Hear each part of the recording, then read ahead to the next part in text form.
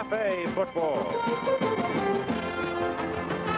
Today from Norman, the Battle of Oklahoma between the Cowboys and the Sooners. This ABC Sports exclusive is being brought to you by Chevrolet, who invites you to see today's Chevy, drive today's Chevy, live today's Chevy. By U.S. Armed Forces, it's a great place to start. By AC Delco, General Motors Corporation quality replacement parts for just about anything that moves. AC Delco, the smart parts.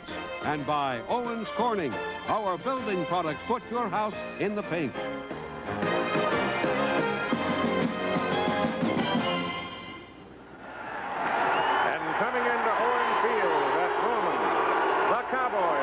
Oklahoma State with a record of 9-1, ranked 3rd in the nation. Their only loss to Nebraska.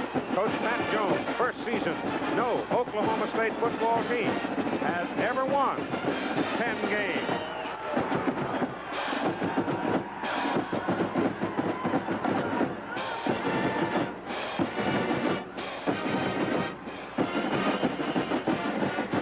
One of the great stories of any college football season is for a young man to be appointed head coach in the late spring and then take his squad, tie all the pieces together, and march his way toward the annual traditional with a record of 9-1. And Pat Jones, in his very first turn as a head coach, has done exactly that.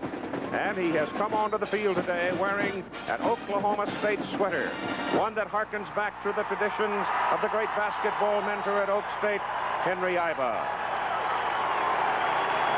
And now, in the red shirts, from the other side of the field, the Oklahoma Sooners are assembling to make their entry with a record of 8-1-1, ranked 2nd in the nation.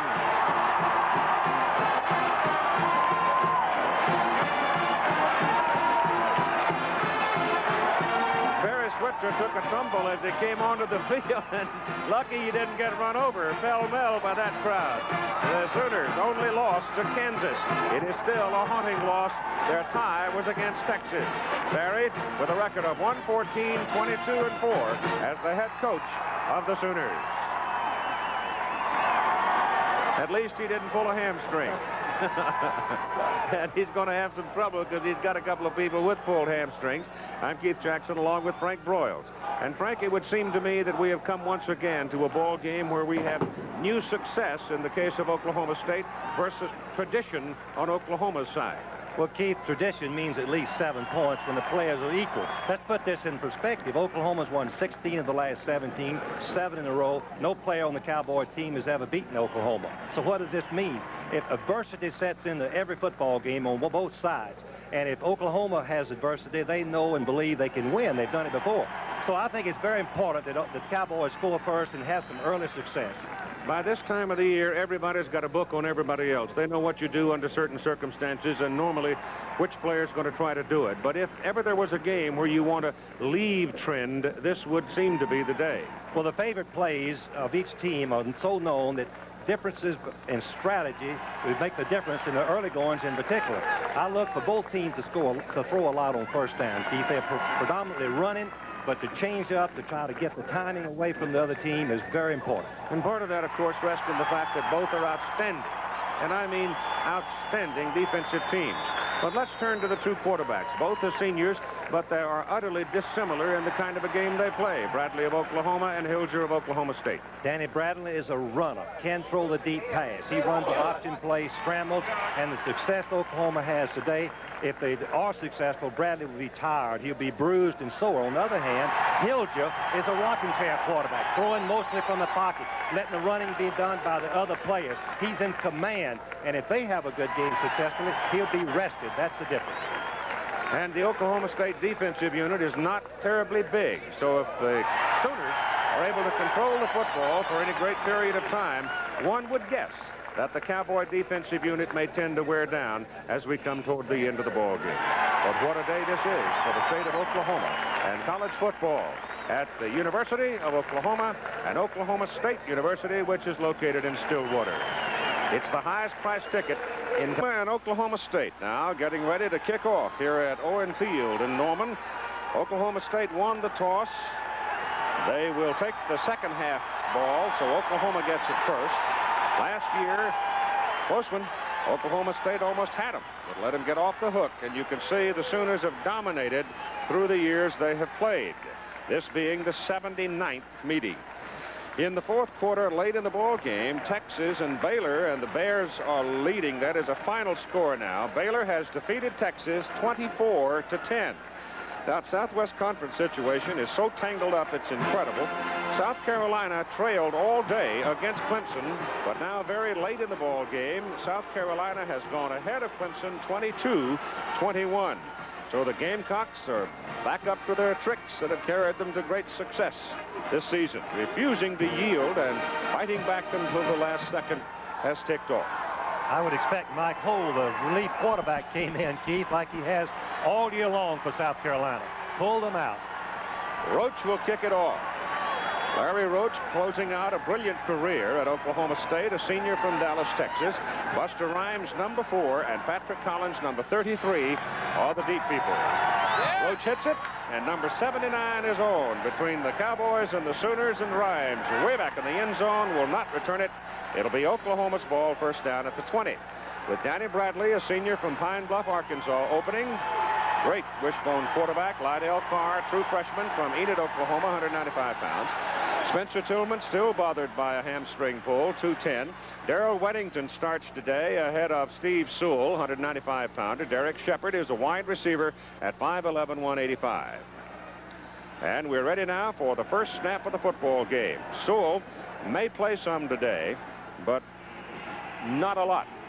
Unless, of course, the adrenaline starts flowing and he gets emotionally involved and can overcome a sore leg. Buster Rhymes is wide along with Shepard, and the first play is a pass upfield to Shepard, and he was very close to the first down marker. They'll put him down at the 29 as Mark Moore belted him out. Keith Jackson is the tight end, a freshman, 235 pounds. Dave Dillingham at tackle, 270 pounds. Jeff Pickett, a guard, at 275. Chuck Thomas, all-conference center, 275. Eric Pope, a guard, at 275, 6'2". And Brent Burks at 6'7", 270 is the other tackle for Oklahoma. And now the Sooners come up with Buster Rhymes having gone out of the ball game for the moment, and Weddington. Number 30 shifts over, a senior from Temple, Texas, and they're set up in the wishbone. Give it to Tillman. Big hole up the middle for Spencer Tillman. And he slashes up across the 35 to the 37 and a first down. James Ham, Rodney Harding, John Washington, Leslie O'Neal, and David Webb. The down 5. Matt Munger and Ricky Adams, the linebackers for the Cowboys, with Yancey, Moore, Hudson, and Hines in the defensive secondary. Oklahoma on first down went to the pass, caught Oklahoma State, surprised them, and completed and set up the first down. You might remember that Oklahoma opened against Nebraska last week, determined to establish the fullback out of the wishbone, and so far the fullback has not seen the ball. And it is Spencer Tillman slashing over the right side, and Great Seal blocking on that side of the line from Dillingham and Jackson, and it's another first down. So it is final now. South Carolina comes back to beat Clemson 22-21. And Clemson came off probation last Wednesday.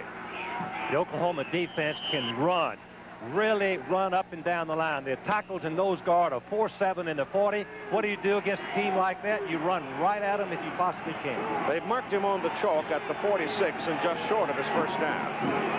So he first hit the sidelines just short of it. This time they go inside to the fullback Carr. And the freshman from Enid moves it over midfield. And the Sooners now pick up the first down. Just on the Oklahoma side of the field. The Oklahoma State defense are lined up in what we would call in coaching a special defense. They've got a middle headhunter lined up right behind the center to take the quarterback, Bradley, either way that he runs with the football. They have no defensive end on the wide side of the field. Just over midfield for the Sooners, first down. In the opening possession of the ball game, this time Bradley keeps it, and the Cowboys jump him at the 45, but he picks up 5 yards. If you get 5 yards or more on first down out of the wishbone, you're going to win a football game. Wishbone teams are accused of not throwing the ball much, but when they make 5 yards, here's the comparison of the offenses for this year. You can see they're virtually even in both running and passing, similar. But if a wishbone team makes 5 yards, Keith, on first down, and 3, here's the defensive comparisons. You can see how strong they are. We'll continue on that other. It's been leading in top 10 both the key categories on defense. Bradley turns, gives to Tillman. Tillman this time is caught. Number 80 stepped in there, John Washington, along with Matt Munger, number 90, and they bring him down short of his first down. They'll be looking at third and about 2. One of the things that Oklahoma is likely to do, they've already shown the tendency of running away from Leslie O'Neal, the great defensive lineman, number 99, the right tackle. Each play has been run away from him at Washington and Harding on the left side, who are not quite as strong physically. You do not want to challenge Mr. O'Neal because he's one of the best in the nation. Third and 2. Tillman. And he has the first down as he reaches the 38-yard line of Oklahoma State. Again, it's Matt Munger, but it's impressive the way the Oklahoma offensive front is getting the surge against the Cowboys. Here's the graphic that is so important. Tillman and Johnson, freshmen last year, rushed for 2,035 yards. This year combined, they've rushed for 420. How has Oklahoma adjusted to that subpar performance? We'll talk about it a little later. First down just short of the 38 on the Cowboy side of the field. Bradley fumbles the football, and it is recovered by Keith Jackson, the tight end. Seeing the ball come loose, goes back behind the line of scrimmage and covers it at the 43. I don't know what Jackson is doing back there. At the bottom of your screen, 88, he's coming in to block. He's blocking the end to the inside, takes him on in with a beautiful block. Good thing he's such a good blocker because it takes him right to the football. His momentum takes him right to the football for the recovery. Carr knocked the ball out of Bradley's hand. Some penetration, it looked like, Keith, that caused the faulty ball handling. No, Carr just hit his arm. Oh, did he? Yeah. It is second down and close to 15. Ball goes to Tillman, get him out there one-on-one, and Spencer trying to cut it back inside. Loses its footing on the artificial surface and goes down right about the line of scrimmage. I asked Barry Switzer, how has he made up for that subpar performance of Tillman and Johnson because of the injuries? He said they have done a better job of disciplining their offense. Fewer fumbles, fewer turnovers, interceptions, and fewer penalties. The key, they've cut their penalties, Keith, in more than half. Last year in this ball game, they had 15 penalties and 6 turnovers. It is third down and still 15. Oklahoma State does not have a center fielder right now. Bradley straight back. Pressure's on him. They got him by the coattail, and down he goes, Leslie O'Neal, number 99. And he got him back across midfield. The blitz was on. Third and long is a perfect time, ideal time to rush Bradley. 99, O'Neal runs a 4.7. One of the best tackles we've seen play not only this year, any year. He stays after Bradley and throws him to the ground. Mike Winchester is in to kick, and Bobby Riley goes deep for the Cowboys. Standing back at his 15. That kick by Winchester. Wynn knocks it down. May have been tipped a little bit. There was pressure there. The ball trickles out of bounds, and Oklahoma State's going to come out of this with pretty good field position up on their own 29-yard line. Possession now from their 29 as the Oklahoma defense stops the Sooners. And Rusty Hilger sets him up with Thurman Thomas and Kelly Cook lined up behind him out of the I formation. And they go to the run on the first play and give it to the I-back, the freshman Thurman Thomas from Missouri City, Texas. And he's in there for about 7. There's Rusty Hilger, a senior quarterback, 6'4", 205. There's Thurman Thomas, who just carried the ball. Will Timmons was listed to start, but instead Kelly Cook is in there at fullback. Jamie Harris is wide receiver at 5'10", 170, and Malcolm Lewis, 6'3", and 210. And there's Pat Jones, who has already become a remarkable story this football season. Second down, call it 3. Get it back to Thomas. He is hit right about the line of scrimmage.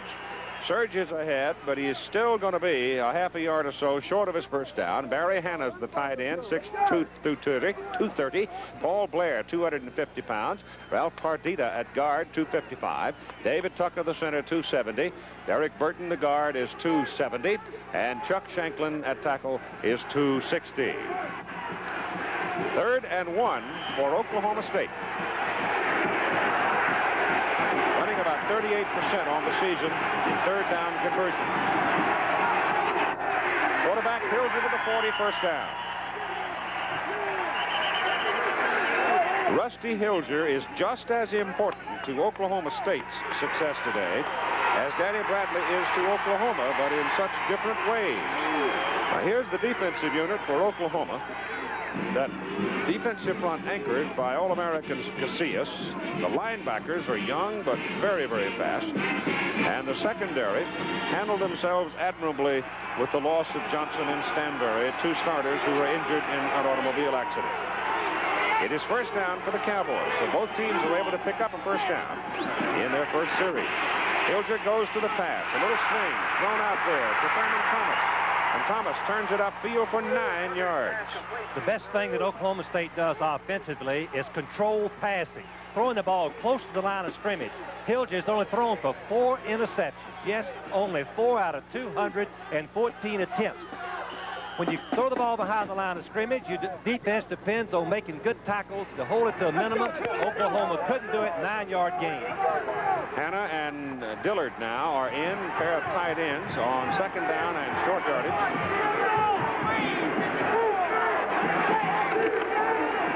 And Thomas is busy. He's got a first down as he puts it down near the Oklahoma 48-yard line for another first. And let's check in with Jim.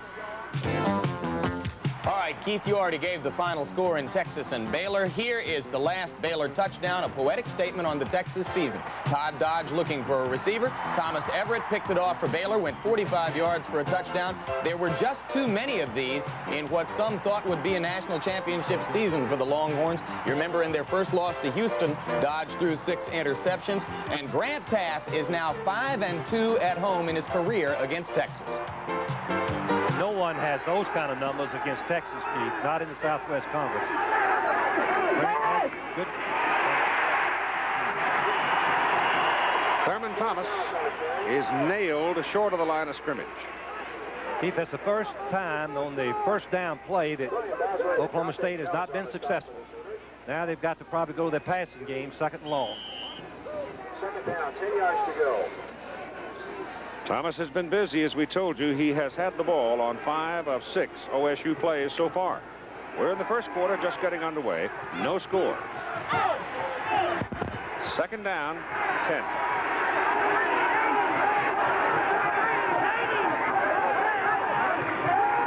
Hilger back, short drop, and Plaster hit number 8, Lewis, coming across on a short pattern. And there were red shirts all over the place. Sonny Brown, strong safety, was the principal defender on the play. Hilger is changing the play at the line. He sees the coverage, and then Oklahoma, after the audible, drops back into double coverage. So the Oklahoma receivers were covered beautifully there. Brown, number 8, was right there. The ball is deflected in the air. Some of the Oklahoma players didn't know it. Otherwise, it could have intercepted it. He didn't have much yardage on the play, even if it had worked. Oklahoma did a good job changing the defense. Hilger back on a deep drop, goes deep with the ball, and his receiver, number 83, broke off the pattern, Jamie Harris. He curled it back to the sidelines, and Hilger obviously expected him to cut and go, and he didn't do it. When you have a great player like Tony Casillas, number 92, and you're going to throw a pass, you always assign 2 blockers to it. You don't let the center take him by himself. Tucker, 67, cannot do it. No center can. You let one of the guards pick him up. Casillas is not going to get into play with 2 men on him like that. Gary Cooper now is into punt. Carey standing back at the 40, hits it at the 41. Left foot's a high hanger up there, and it hits the ground and then takes an Oklahoma State bounce. He'll kill it deep at the 1. A 47-yard punt. Great coverage by the Cowboys, and the Sooners will have the ball first down at their own 1. Success reflected there. Sooner coach Barry Switcher's had a couple of rough years, and I said to him yesterday, a win today would really make a big year for you. You bet it is. You know, I'm happy for our seniors and our football program and all, but Barry Switzer needed this, Keith. There's no doubt about it, and we played well, and And even if we don't win the football game, we've had a great season, and we're playing a fine football team. We beat a great one in Nebraska. We played Texas when they were one. We've done some things this year a lot of people didn't think we could, and so we're satisfied. Keith Barry is a great communicator, motivator of his team. His players love him and play hard for him. All right, let's talk about field position now. The Sooners are forced to start from their 1 as a result of Cooper's kick and the Cowboys downing it. And Thurman Thomas was the man who downed it. They are forced to be conservative here as they give it to Carr, and he wedges out for a yard, and that's all. But a mistake here could be deadly. Keith, as you mentioned, they have to be conservative here. The triple option is not the play you want to run. You don't want to be pitching that ball behind your goal line, so they've got to go to a different style of play, an auxiliary offense where they're handing the ball off, trying to power, hammer it out of there. They've got Jackson in at tight end along with Tim Randolph now, so they've got the power guys in. And they give it to Carr, the fullback, and number 44 steps right up in there and belts him, Mark Moore. There was no gain on the play, and again, Jim Lampley.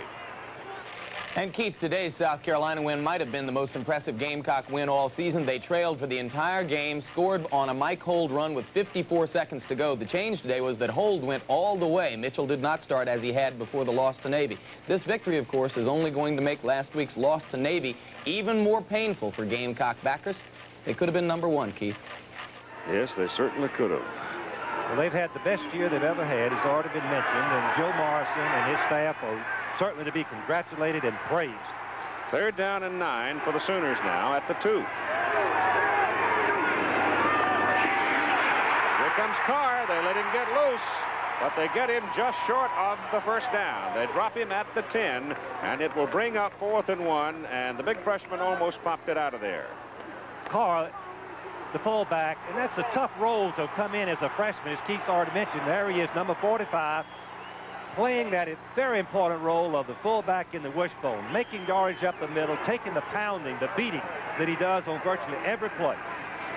All right, now Winchester had a 40-yarder, his 24-yarder, his first kick today, and he's standing in his end zone. The snap was high, the pressure was on, but he gets it out. He's averaging right at 40, and he kicks well upfield to the 48.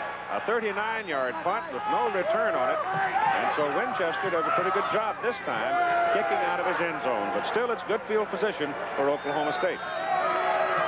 Of Sooner punter Mike Winchester here as Wendell Yancey bears down on him, but he gets it out of there. In kicking the ball, you want to get the punt off in 2.1. The snap was high, Keith, and by the time the kicker catches the ball, pulls it down, it takes about another 0.3 of a second, and sometimes those get blocked. All right, here are the Cowboys on the Sooner 48, first down. It's Charles Crawford, the big eye back, and he does get around the corner somewhat. Crawford is 6'2", 230, a sophomore from Bristow, and according to the coaches, had his best week of practice all season this week, but there he picks up only 2. Here the Cowboys winning his teams. You can see that they're 9-1. They have a chance for the first time, either in this game or in the bowl game, to win 10 for the first time. 2nd down and 8 for the Cowboys, just short of the Oklahoma 46. They've got a 6-man front up there wearing red defensively. He'll do that little swing out there, and it doesn't work this time.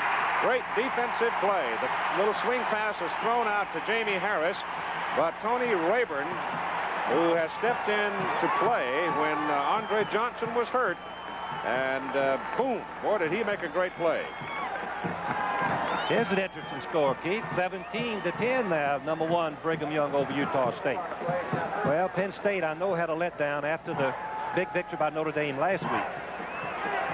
Well, that's a big one going. Houston is still fighting for part of the championship in the Southwest Conference. They've only lost two times. 3rd down and 15 now as Hilger drops back to throw. Goes down the middle with it and misses his man.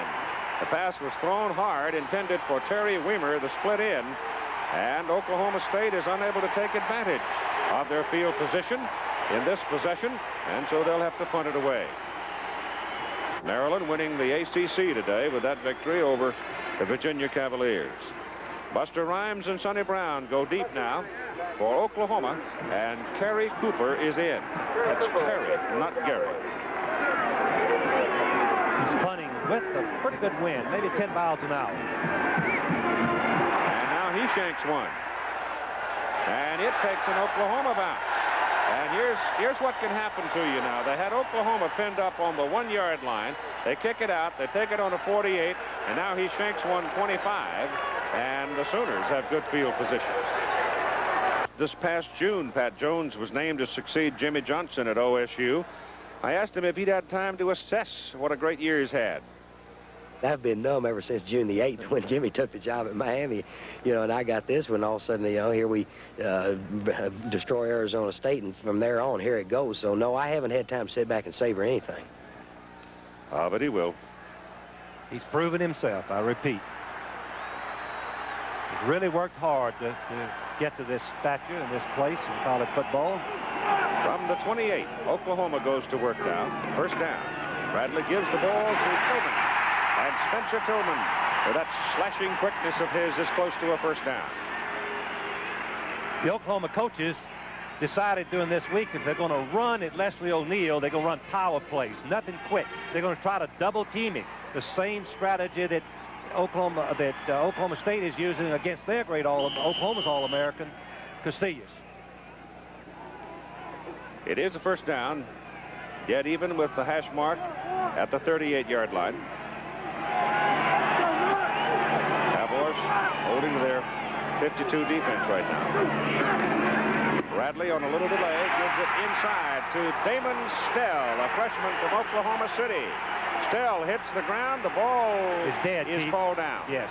One official called it down. They're arguing about it now. They're shaking their heads. Nope, they're letting it stay. Ball is down at the 49 for another first down. So the freshman from Oklahoma City, Damon Stell, picks up 11. The reverse play, kind of a counter play, and you can see the trap.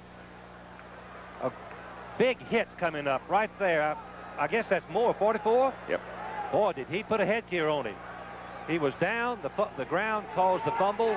The play is over. The misdirection caused Ricky Adams to run right past the play, too, the linebacker. That's what made it work. So on first down, they turn, give the ball to Spencer Tillman, and he gets whipsawed after 2 yards, maybe 3, close to the 48 of Oklahoma State. Matt Munger coming in for the tackle. Matt Munger's an interesting story. Probably the best walk-on that's ever come to Oklahoma State. Worked his way up, plays way above his ability. Not that fast, but gets in a lot of football, a lot of plays. He's had 159 tackles this year. You can see how he reads, reacts, and makes the tackle. Second down and 7. Bradley back to throw. Got a man wide open down the middle, the tight end, Jackson. And they gang up on him and bring him down at the 24 of Oklahoma State.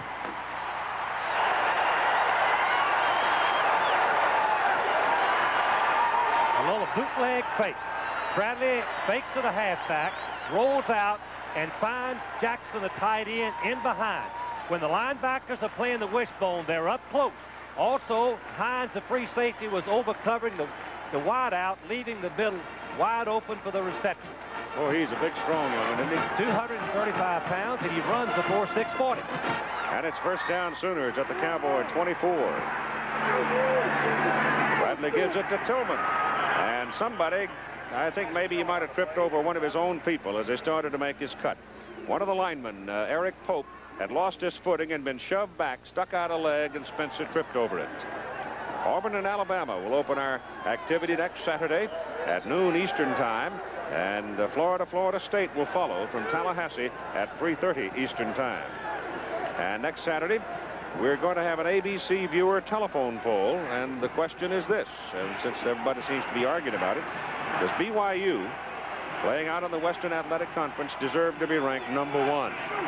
Hillman is out. Patrick Collins is in for the Sooners. The ball is given off to Ledbetter, number 20, and Jerome Ledbetter runs it for a first down near the 10. Dillingham and Pickett just opened up the hole. Oklahoma State was in a crazy defense. They're going to run right over the right tackle. Munger, number 90. You can see a perfect block right there. 71 Pickett rolls up the linebacker, and when the fullback Ledbetter has the ball, you block the linebacker, the end runs out for the option play. Look out, you're in trouble. Ball is just short of the 10, where it's first down for the Sooners. And Collins and Stell with Ledbetter now in the backfield. These Oklahoma State linebackers so deep, I don't see how they stop anything. Give the ball to Stell, the 190-pounder. And he pops through there. We did not see him at all last week against Nebraska. Coaches had told me Weddington was going to play most of it at right halfback, a fifth-year senior, as we look at Mervyn Johnson, the assistant head coach at Oklahoma. But Weddington was a special teams player. So many injuries in the backfield. You have to give this Oklahoma team a great deal of credit, as they have stayed ranked number 2 with a rash of injuries, both defensively and offensively. Time about gone first quarter. Tillman comes back in. And lines up now as an I-back.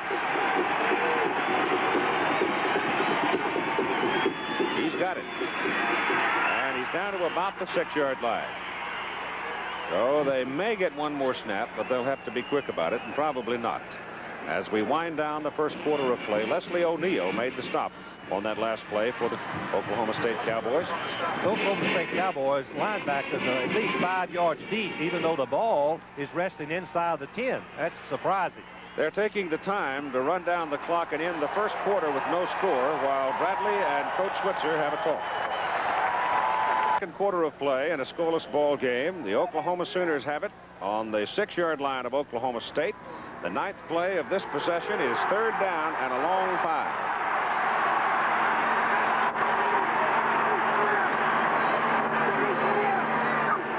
Danny Bradley back to throw. Into the end zone. Man open. Jackson. Touchdown, Sooners.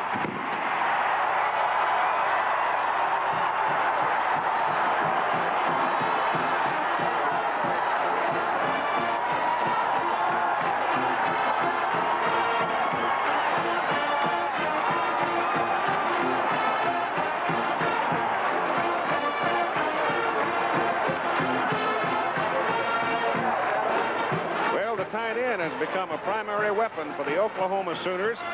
People have been warned and cautioned and urged not to bring oranges to throw out onto the field, but all of that urging has been wasted because they have just bombarded the field with oranges. They were checking them at the gate, trying to stop them from bringing them in. So there's the first fusillade. Maybe they don't have too many. Here's the extra point try with Tim Lasher, sophomore out of Plano, Texas. The holder is Kyle Urban, a freshman quarterback. Kick is up and good. So at 14 minutes and 56 seconds to go in the first half, 7-0. The Oklahoma Sooners as they go 72 yards. And you go back to that exchange of punts where Oklahoma gained 21 yards on the exchange, and they took it from there. 3rd and 5, play action. How the Oklahoma State defense was fooled, I'll never know. 3rd and 5, passing down. You can see how wide open Jackson is, has good eye concentration, looks the ball in, catches it for a touchdown. Rod Brown was totally out of position, the strong safety, and he's got to go with the tight end. When the tight end just released, Jackson just released off the line, and the safety, as Keith mentioned, should have picked him up. The Aggies out to a 20-7 lead over the Horned Frogs at halftime, and TCU may be down just a tad after their struggle of last week. There's that Southwest Conference standings look. Boy, I tell you, you try to figure that thing out. Well, Arkansas and SMU play tonight. One of those will have at least another loss or a tie.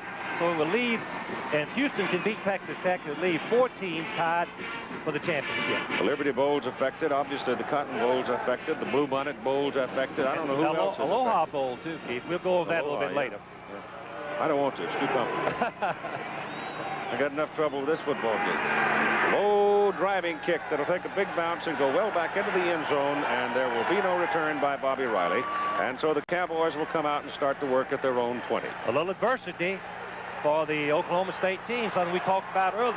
Tradition of Oklahoma moving down the field, 9 plays, 72 yards, in for the touchdown. Now the pressure is really on this offense. Here's Keith Jackson, 6-yard touchdown reception. Oklahoma State needs to gather themselves, leadership. One thing that you have to have in adversity situations is good leadership, good seniors. Hilger has to pull them through.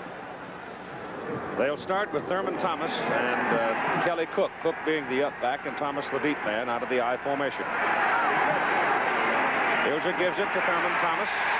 And Thomas has 2 after near the 22 before he is tumbled back by Sonny Brown, number 8. Well, the Oklahoma defense is really outstanding. And the amazing thing is they've lost 4 starters because of injuries and automobile accidents. 2 outstanding players, but the heart and soul of the defense is the nose guard, Casillas, and the linebacker, Bosworth. You really have to account for them with 1 or 2 people every time. Here are some of the injuries that have happened this year that Oklahoma Sooners. Back goes Hilger on 2nd down and 8. Tries to drill one. He tried to force it to Riley, and he's very, very lucky he didn't come out of there with a turnover. Troy Johnson, number 80, shaken up. You can see how well covered Riley is, number 1. Good push, legal. And he throws the ball right to Rockford, number 2. Johnson, number 80. Actually, right Johnson spoiled the interception, probably. A penalty flag on the field. It's against the Cowboys.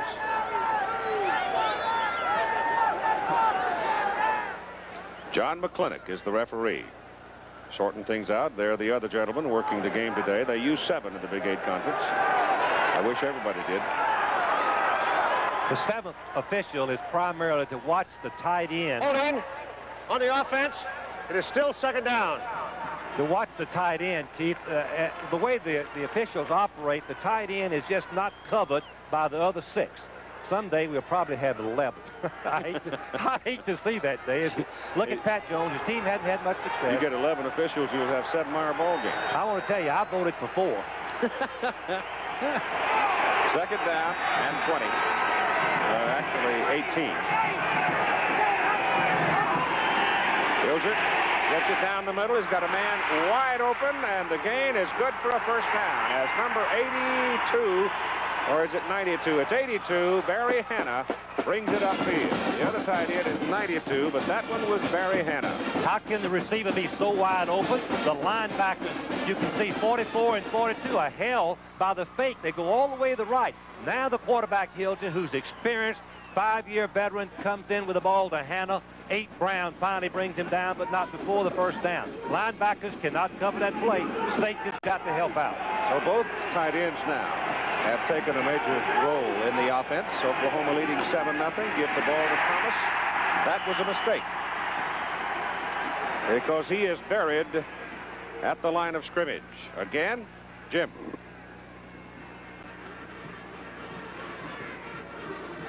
Next week. Here is the latest BYU touchdown. First touchdown pass of the day for Robbie Bosco, who twice in this game against Utah State has been shaken up. It's now 24-10 BYU near the end of the 3rd quarter against 1-9 Utah State. Back to you, Keith.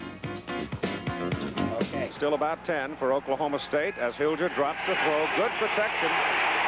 Now he finally forces one upfield, and lo and behold, it is completed.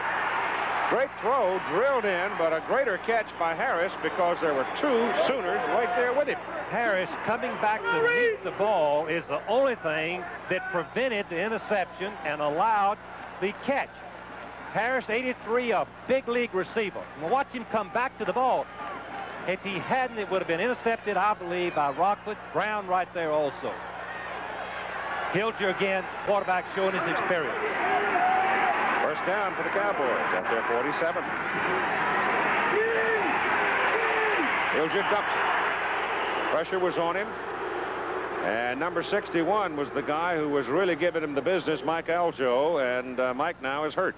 Here's 92, the All-American nose guard. Watch how many people Oklahoma State assigns to be sure that Casillas, who has 11 sacks, first the center, they got the backs right there waiting on the fullback. Porter's right there. They're not going to let him through. Casillas going to be tired, Keith. Aljo is the man hurt, and Mike was the one who came through with all the attention being paid to Tony Casillas. Somebody else has got to have less resistance, and that time it was Aljo. 7-0 Sooners. The Oklahoma sideline, they've just taken Mike Aljo over here to the bench. The trainers are working on him even as we speak. Mike said he could feel it pop on the inside of his knee. They're going to put ice on it right away, Keith, try to keep the swelling down. They are examining it, but it's bad news when they say you can feel it pop on the inside. Well, we know that feeling, don't we? Well, you ought to be happy today. Your Terps won again. Great job by Bobby Ross. Second down and 10 as Hilger sets it up to throw it deep. Gets it off. He's overthrown his mark. Malcolm Lewis, he pumped it once. There was some pressure from the blind side coming from, looked like Tommy Flemings. And then he tried to unload it deep down the middle for Lewis, who has good speed, and Malcolm could not get to it. We are featuring Casillas because number 92, because he's one of the real great players in America. You can see him fight through the double team block and grabs Hilger by the ankle. Then Hilger gets away from it and throws the ball, but I believe having to move over to the right forced him to overthrow the open receiver. Flemings was the big guy coming on a full march, and he got it away just in time. And it's third down and 10. Hilger looks again. Down he goes this time. And this time Tommy Flemings got it.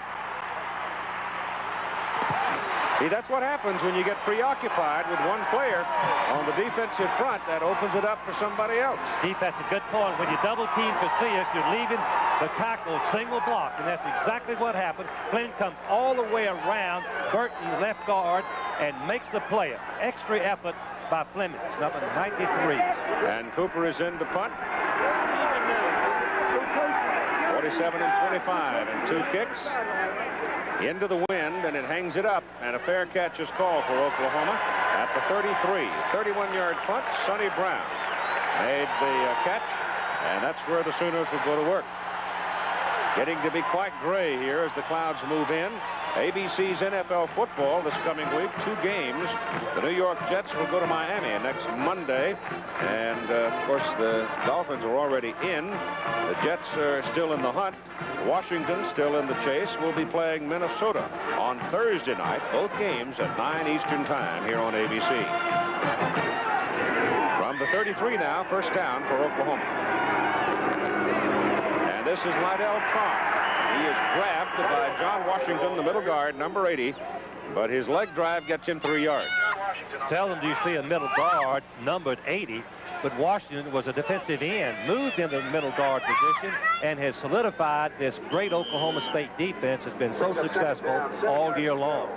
It would make our life a lot tolerable if they just assigned numbers and positions and kept them that way. And let the press box be a little closer to the field. Only 22 stories. Oh, at least. Second down and 7. Bradley coming down the line, delivers the pitch out to Spencer Tillman. And Tillman turning it upfield is going to be a couple of yards short of the first down. In talking to Spencer Tillman yesterday about his pull muscle and his struggling year, here's an idea of where we're up on top. Well, not on the very tip top. But Tillman was telling me yesterday that since he can't practice, it's hard to get the timing. Pull muscle, he's never able to run full speed in practice. You're always fearful that you'll injure it again. And so he goes through practice just kind of loping and gets in the ball game, but he's made rush for 45 yards today.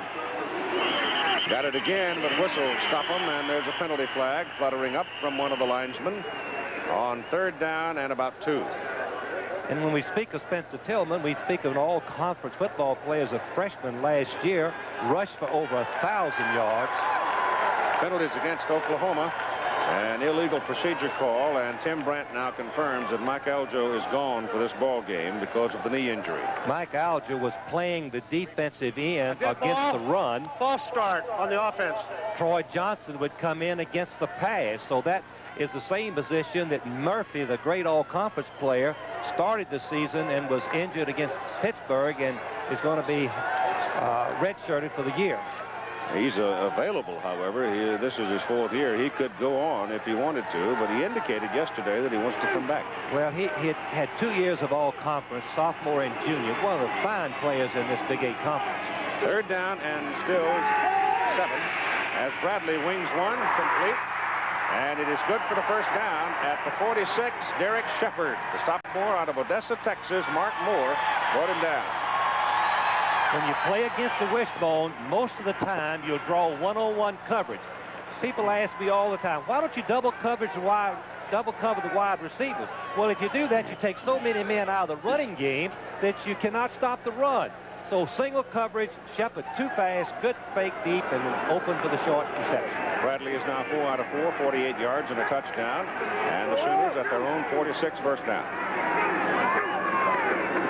Tillman trying to get to the outside and can't do it. Ricky Adams, linebacker, found his way through the traffic and brought him down after a yard. BYU's having a little bit more trouble than we might anticipate. Utah State, as Jim Lampley mentions, only won 1 game this year. 10 yards to go. Mike Cole, isn't that something? Mike Cole is a junior college transfer. Started his first game today. Pulled his team from behind. South Carolina won a big one. 2nd and 9. Bradley gives it away. Spencer Tillman can't turn it upfield. That's good pursuit. Mike Hudson, number 10, was there, but so was 99, Mr. O'Neill. Mike Hudson, number 10, is the hit man. The reason that Oklahoma State's playing a somewhat different defense, Hines, the free safety, is not a good tackler. He's a former quarterback, and the free safety against the wishbone has to make the big play, so they've got another hit man. Hudson is lined up right behind the center, and he is mirroring Bradley, the quarterback, and runs with him each direction. We go inside 9 minutes to go in the first half. Oklahoma 7, Oklahoma State nothing. Again, you see how deep the linebackers are. Bradley back on 3rd and long. Penalty flag thrown. Pass is overthrown to Derek Shepard, who was all by himself. The Oklahoma State defender had fallen down, and Shepard was alone. Mark Moore lost his footing. But let's see about the penalty flag. See if it's truly what might have been. Well, Keith, once again, we saw the Wishbone's passing attack having a chance Oklahoma, for a touchdown. so it had wiped it out anyway. I believe that I'd decline it. Make them punt the ball. No. It's against Oklahoma. Oh, it's offsetting. Here's Shepard, number 3, giving a little fake, and as Keith mentioned, Moore, number 44, gets his feet tangled up. Something a defensive halfback it better not do. Here's O'Neill, number 99, watching. They're holding him. Number 71, it appears, yes, Pickett grabs a hold of him and pulls him down. Cannot do that. So they had offsetting penalties, and now comes the offsetting penalties. They replay the down, and Switzer is yelling bloody murder. Look at him out on the field. He's trying to call timeout, and he can't get anybody's attention. It's 3rd down, offsetting penalties, and the punting team's out there, so there's a mistake on the part of the Sooners. Barry trying to get a timeout, but the kicking team is already out there. I'm not sure. Barry has the option of calling timeout. He can insist for a timeout. If he wins the argument, the timeout doesn't count against him. If he loses it, it's one of his timeouts. We'll be right back and see what happens. Well, Barry Switzer still stomping around on the sidelines. It was 3rd down on offsetting penalties. The kicking team was out there, and he didn't want him to punt. He wanted to run the extra play. But he couldn't get anybody's attention, and he couldn't get the officials to acknowledge his request for a timeout. So they kicked it. Here's Oklahoma State, first down at its own 14 after a 40-yard punt. And they give the ball to Thurman Thomas. And Thomas is turned upside down at the 17. Running right at the middle of the Oklahoma defense is very difficult. You have 2 outstanding linebackers in Miliazzo and Bosworth, and the great middle nose guard in Casillas. How about not only difficult, but you just ain't going to do it? No, you have to just try to run in just for some residual benefits maybe, but you're not going to make much yardage. Oak State averaging just over 3 yards on first down. Here's that little swing pass now to Thomas coming out of the backfield. And Thomas is held a couple of yards short of his first down. So it'll be 3rd down and short. Here's Tim Brent. Keith, I was just talking to the Oklahoma personnel trying to find out what the discrepancy was on that punt. The situation was one official said it was offsetting penalties. Then the referee came over and said it wasn't. 4th down. So Barry thought that it was 3rd down, tried to get a timeout, but then they settled it, said no, it's 4th down. So Oklahoma was right to punt. Sonny Weaver and Sonny Brown defending on that Well, I play. clearly saw him indicate offsetting penalties. Offsetting penalties, you replay the down. But apparently it wasn't that in total fact. 3rd down and a yard and a half. And Hills is going to put it up on 3rd and short. I'll rephrase that. He was going to try to put it up. But there was nobody downfield to throw the ball to. He just simply had nobody. He only had 2 people downfield, and they were both consumed by the Sooner secondary. And so Oklahoma State now is forced to punt into the wind, and the Sooners should come out of here with very good field position. Watch Casillas, number 92, use his hands. He is some physical specimen, 270 pounds, but he wants to be a dominant football player. The coaches talked to me yesterday. They said the thing that makes him great, sets him apart from others, is he wants to be great. Kerry Cooper now punting deep out of his own territory, and he hits a bad one. He may get lucky, though, and get a bounce, and he does. So he hit a knuckleball upfield, a bit of a tail dragger, and sure enough, he got a good bounce out of it, and it rolls all the way to the Oklahoma 26. To footnote some of the comments that have already been made about Tony Casillas, let's turn to his coach, Barry Switzer. Well, I said earlier, and I say today, that we've had 2 great dominant college football players here. Leroy Selmon was the first pick in the draft his senior year and was the best player in college football. He is the only better player that we've had better than Tony Casillas, and Tony's eligibility is not over with. He might be the #1 player picked next year. He is a dominant college football player. He's resting now as the offense comes to the field. First down from the 26. Give the ball to Tillman. And Tillman over the right side. And the man that spoiled the play, really, was Matt Munger, number 90. As he went through the traffic, though he was knocked down, he grabbed Tillman's leg as Spencer went by. Gain of 3.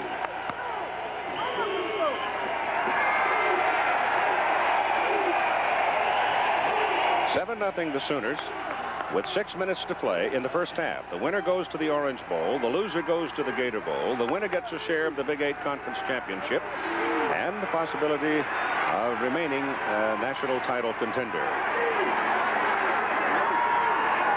Bradley on a bootleg, looks to throw, hums it to the sideline. Shepard caught it, paid for it, but he's got a first down at the 39. Mark Moore, the sophomore from Nacogdoches, Texas, brought him down.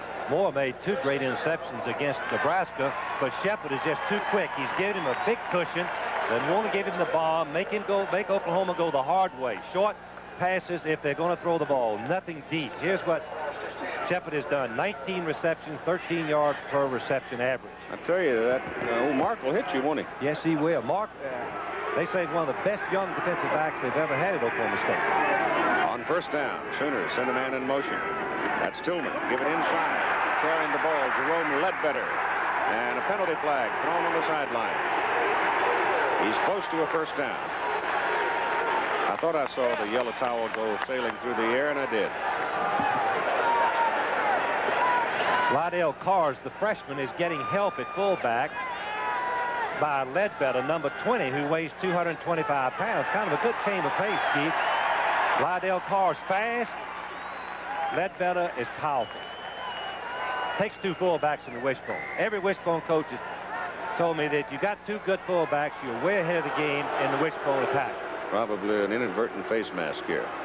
A face mask penalty, 5 yards, first down. So the Sooners are on the Cowboy side of the field again. See the grab right there. Moore. About the only way he got him down. I think he'd missed the tackle if he hadn't had the face mask. Collins is in. Tillman is out now for the Sooners. The ball at the Oklahoma State 46. And back goes Bradley. And he loops one to the sidelines, and a good play by Mark Moore. Slaps it up over the outstretched hands of Derek Shepard. Moore made a great play on Shepard. Good call is to go out and up, and that's what Oklahoma had done. Let Shepard fake out the pass he'd completed twice to see if Moore's ready to bite on it. He shoved him so that Shepard went out of bounds, pushed out of bounds. He can come back in and catch the ball if he enters the field immediately after the push. Second down 10.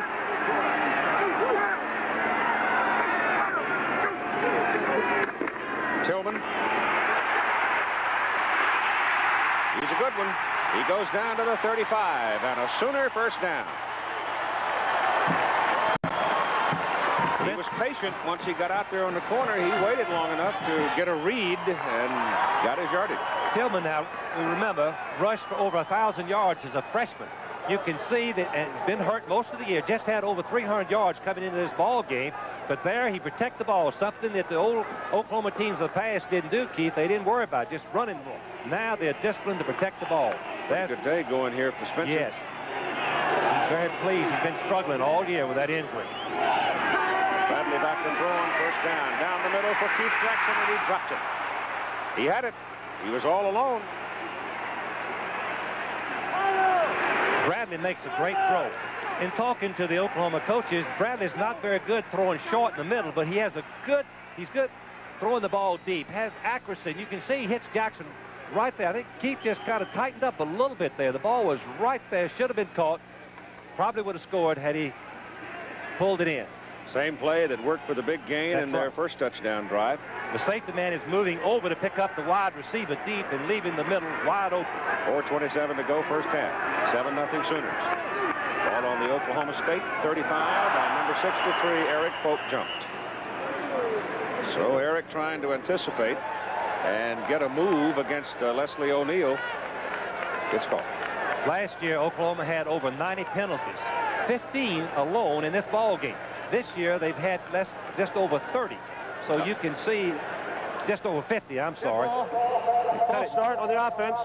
It is still second down. I can clarify now for you officially the problem a little while ago why Barry, and there was confusion, and Barry Switzer was upset. The indication of holding was in the wrong direction. There was no offsetting penalty. It was holding on Oklahoma, and thus with the incomplete pass, it became fourth down, though the marker did not reflect it. So simply an official pointing in the wrong direction. There's penalty flags all over the place now. Keith, when your offense uses a lot of shift and motion, it's really tough for the lineman to sit in their place there while you have a lineman like O'Neal getting ready to rush. Watch the linemen are going to move while they're waiting there. Let's see which one it is. Dillingham, yeah, 99, 59, 59 is Dillingham, the right offensive tackle. Once he takes his three-point stance, he cannot move until the ball has been snapped. That is not the most comfortable position in the world anyhow. He was back on his haunches waiting to make that block on Harding, number 42.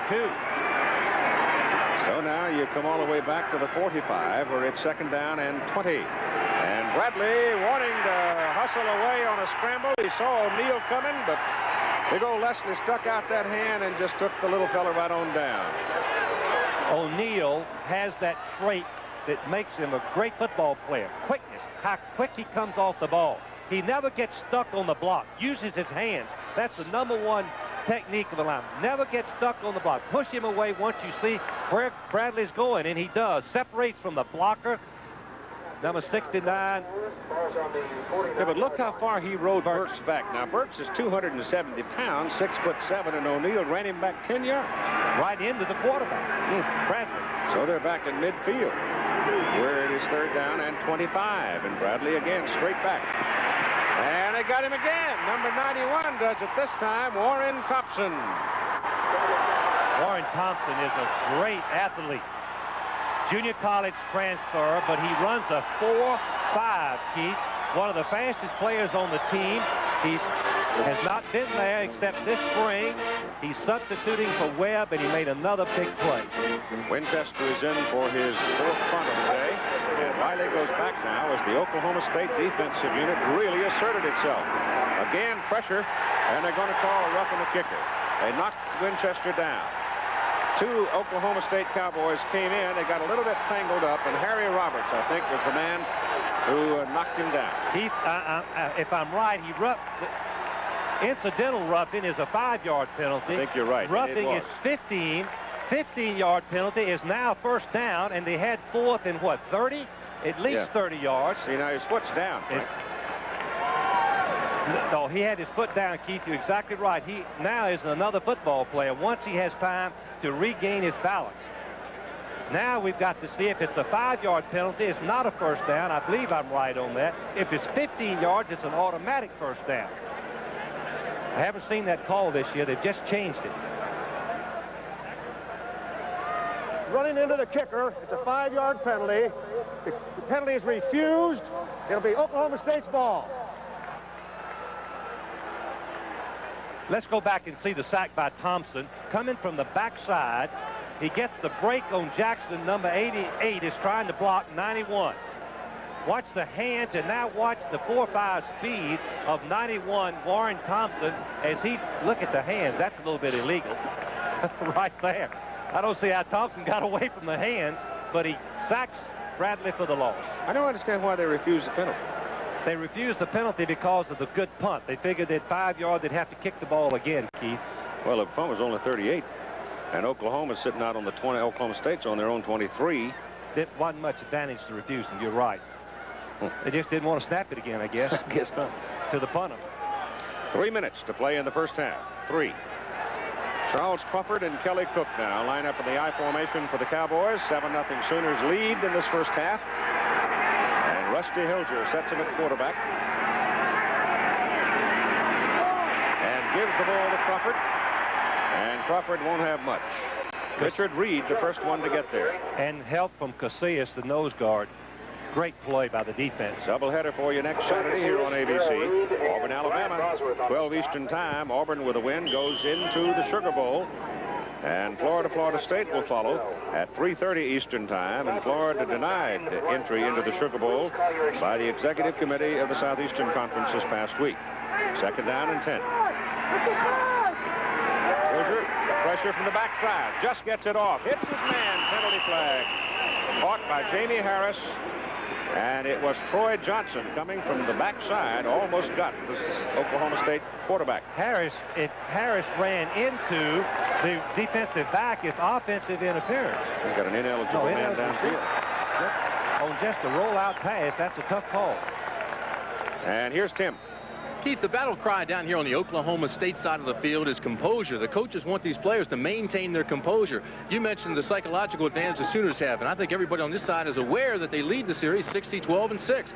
But they are concerned because they're so excited. They are really fired up for this game. The coaches think that the emotion gets in the way of concentration, like we just saw on that penalty. They want them to maintain their composure, execute. They think the game plan is sound.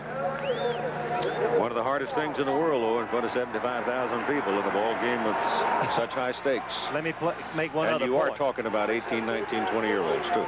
The Oklahoma defense is another problem for the Cowboy offense. Just a smoke. Yes, sir. 3rd and 15.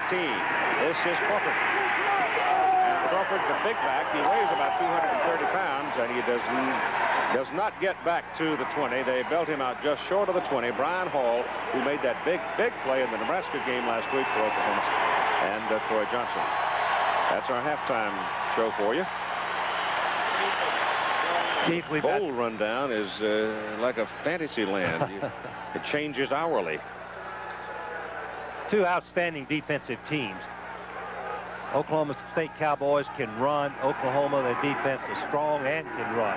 Cooper in on 4th down to punt. Hits it at his 10-yard line. Gets a good kick out of there this time. Runs Buster Rhymes back to his 36. Retreats to the 35. And they've got him at the 35.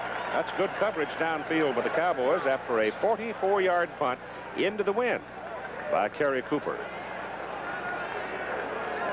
Well, we've got 2:09 to play in this first half. And this is the Oklahoma football setting up their own 35.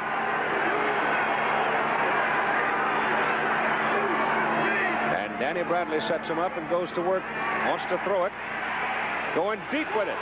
Downfield intended for Shepard. And Shepard begging the case. Wendell Yancey with him.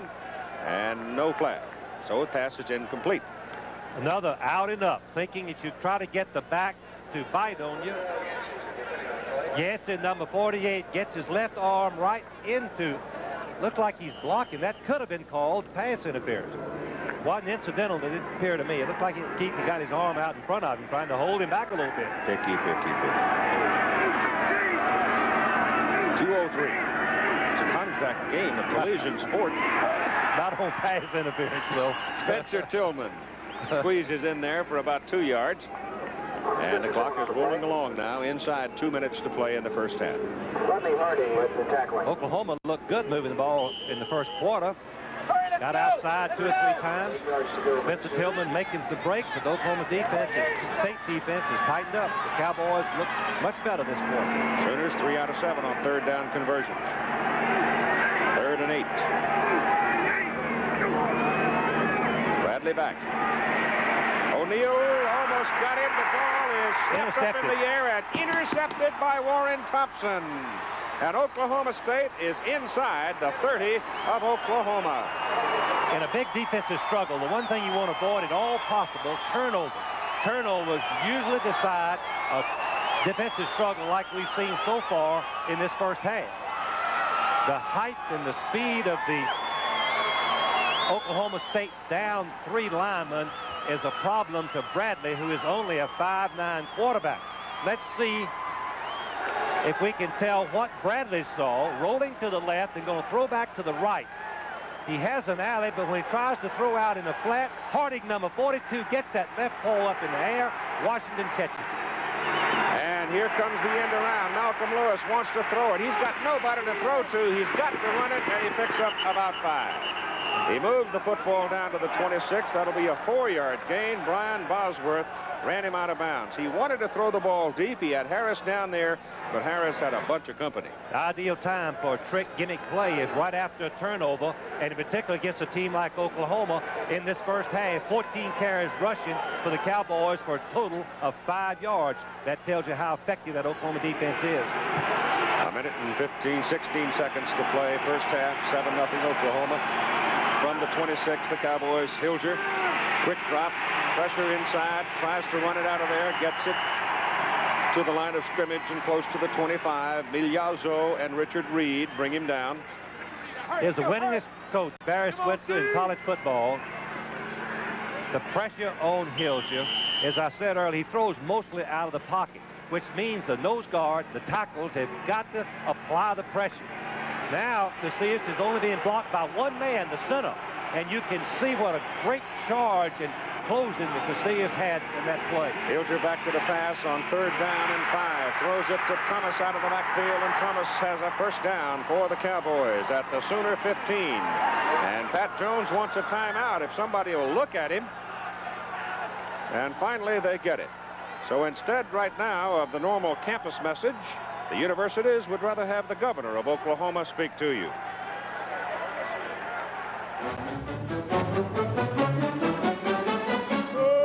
Though fierce competitors on the football field, Oklahoma State University and the University of Oklahoma are teammates in the culture and economic development of our state. Building on each university's academic strengths, world-class research and education centers being constructed at each university focus on 2 of the world's pressing problems, energy and food. A dynamic partnership by the state and private donors provides $100 million for OU's Energy Center and OSU's 21st Century Center for Agriculture and Renewable Natural Resources. These centers will expand Oklahoma's economy and move the nation forward in the age of high technology. Oklahoma, a great place to get an education. Oklahoma, Oklahoma, O-K-L-A-H-O-M-A, Oklahoma.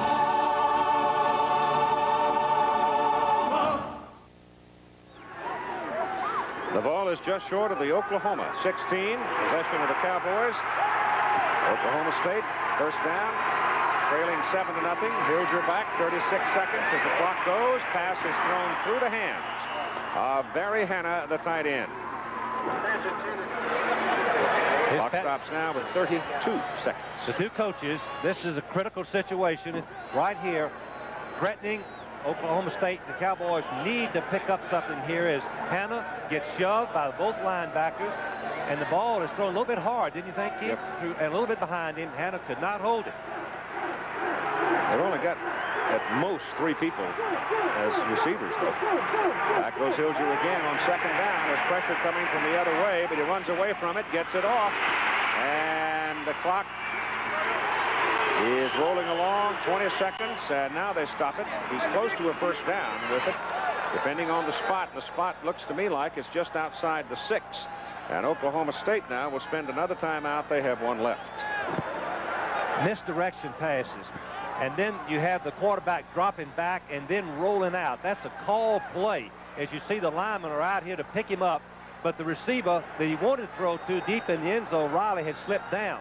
Hannah comes back and catches the ball. Give Rayburn credit now. Rayburn's a big, strong guy, 6'3", 195, and he takes on Hannah, who's 230 pounds. And, I mean, Hannah didn't advance a single millimeter after he caught the ball. Rayburn is a headhunter, and you can see that he tackled him up high and knocked him right down.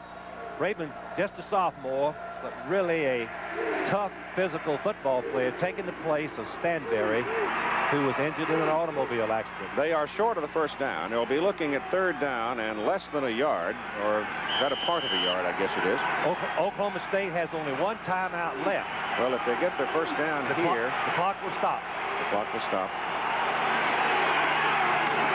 They get the first down as Thomas goes all the way to the 1. And you've got 17 seconds to play in the first half. And they call timeout, Chief, even though it's the first down. They're going to talk about it. 2 plays. And why would they not save the timeout for a field goal try in case they needed it? Macho time. We're going to stick it in the end zone. Well, they're 1 yard away. We remember the goal line defenses in the fourth quarter Oklahoma used against Texas to save a tie and also against Nebraska to save a victory. So Oklahoma believes they can stop them right here. And that, again, is that tradition, Keith, that we talked about early. Oklahoma defense has prediction. 17 seconds. They want to call 2 plays in the huddle. Rusty, tell the guys hold up and throw that ball out of bounds. Throw the ball, yes. deep ball out of bounds. Tell them to get lined up wide on the second. They're going to try 2 plays, but you mean to tell me they're going to throw the ball? No, Keith. They're going to run on first down. And then if they don't score, they're going to line up real quickly and throw it out of bounds and stop the clock. You're exactly right. They should have saved the timeout as the clock was going to be stopped on the first down. They had plenty of time to get up and run a play before the clock started again and save the timeout. Glad I'm up here. Yep. But in the heat of the battle right here, Kelly Cook, the fullback, has not seen the ball today. If he doesn't get it here, Thomas leaps. All right, now you watch the clock roll along. They got that big stack there in the middle. Oklahoma has to uncover or the officials will stop it. They stop it with 4 seconds. In other words, and they could penalize. Oklahoma unnecessarily stays on top of the ball. It is an unsportsmanlike conduct. 4 seconds. Hilger throws it in the end zone. Touchdown. I don't believe it. Incredible. Jamie Harris.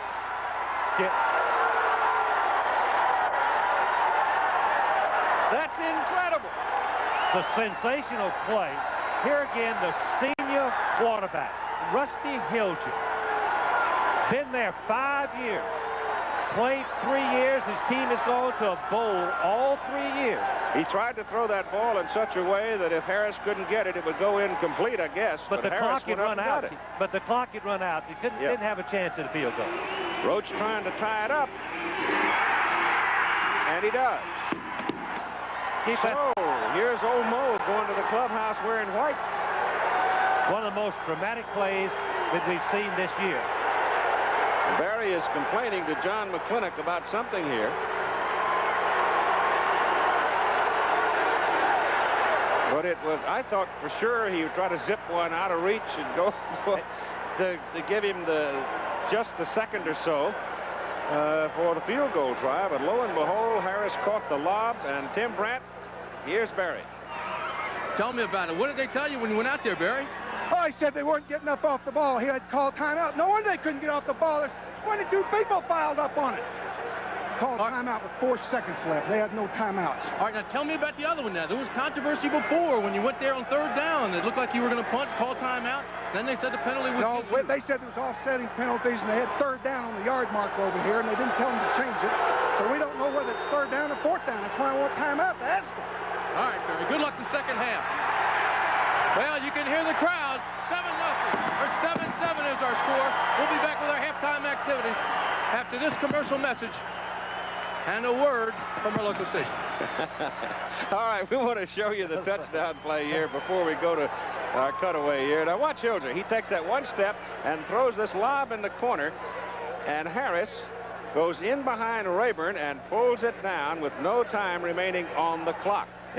the fade pattern, the favorite play in college and professional football. Go to the boundary, lay the ball over the outside shoulder, perfect throw. Only one place is the ball going to come down where Harris, 83, has the chance for it. Okay, now I'll do what Timmy was trying to do a while ago. We'll be back with a halftime after this commercial message and a word from our local stations. Coach at OSU, and the first thing I'm going to ask you is what adjustment did you make? They ran the ball on you the first quarter, then you shut them down. Well, Tim, we're playing with a bonus man in the middle. They run in the alley on the option, hoping we can prevent the big play on the pitcher to keep. And it is a little bit soft up inside. We just got to be a little bit patient and hope they get impatient on things. Did you second-guess yourself at all about calling that time out there? Well, I thought we were a little bit rattled at the time. I kind of wanted to get everybody settled down. Hilger did a great job of getting off the thing and getting them up. And, you know, we saw that the corner was coming off, so he just dumped it out, and there it was. All right, Pat. Good luck the second half. Keith, back up to you. You don't think he had wound up? Keith, did I interpret him to say that he was going to throw the ball out of bounds, but when he saw the opening, he led the Harris to the touch? That's a great play by Hilger, the quarterback. Ball rolled off the tee.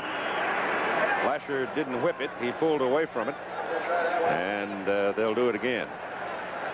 That was almost a Charlie Brown move there as Tim come in there and the ball rolls off and he gives it a whale at it and misses it. He turned upside down. Wind is a little gusty and getting cooler.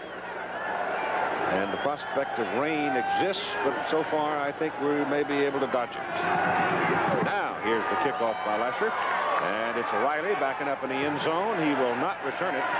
He had to go about 6 yards deep. Here are the 2 touchdowns now. Here, the first one put on the board by the Sooners as Danny Bradley throws it to Keith Jackson, the tight end. Play action pass. Look how wide open Jackson is. Safety man should have been there covering him since it was 3rd and 5. The Oklahoma State touchdown was a remarkable thing. Hilger was going to throw the ball out of bounds and saw the receiver going deep and changed, according to Pat Jones, and that looked like what he did and laid it right in the breadbasket for the touchdown. And we're even at 7-7 with the first snap of the second half. Hilger sets him up, turns and gives the football to Thurman Thomas, and Thurman Thomas runs for close to 4 yards. The Oklahoma defensive unit, Richard Reed is a defensive tackle, 240 pounds. Tony Casillas, the nose guard, 270. Tommy Flemons, 255, the tackle. And Troy Johnson, the end, 215. Darrell Reed is the other end. Paul Migliazzo, a linebacker, and Brian Bosworth, the other linebacker. And Bosworth had 6 tackles in the first half for Oklahoma. It is on the 23 now of Oklahoma State, where it's 2nd down and 7 for the Cowboys. They've been averaging just under 2.5 yards on first down snaps, and I don't really think that's enough for a winning percentage anyway. Hilger on 2nd down wants to throw and does, and finds his man open for a first down. That's Malcolm Lewis. He got Lewis for the first time in a ball game, and now they're going to wave it off and say he didn't have possession of it. Lewis drops the ball. The question is, did he drop it before he hit the ground? Brian Hall is the left cornerback, 6'2", 200 pounds. Jim Rockford, the other corner for the Sooners, 5'10", 180. Tony Rayburn, the free safety, 6'3", 195. And Sonny Brown, 6'2", 190. Rayburn and Brown are both sophomores. Rockford and Hall are seniors. It is 3rd down and 7 now. And you see the ball squirt out as he goes down to the ground. So he didn't have it. And Rusty Hilger's looking at 3rd and long from his own 23. He drops the ball, picks it up, throws it as far downfield as he can. Malcolm Lewis is out there. He's got it. He's loose. Touchdown. I don't believe what I'm seeing.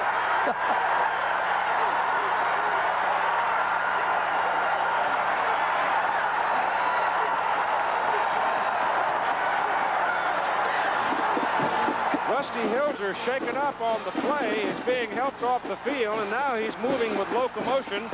But what an incredible turn of events here. Once again, a senior quarterback, Keith.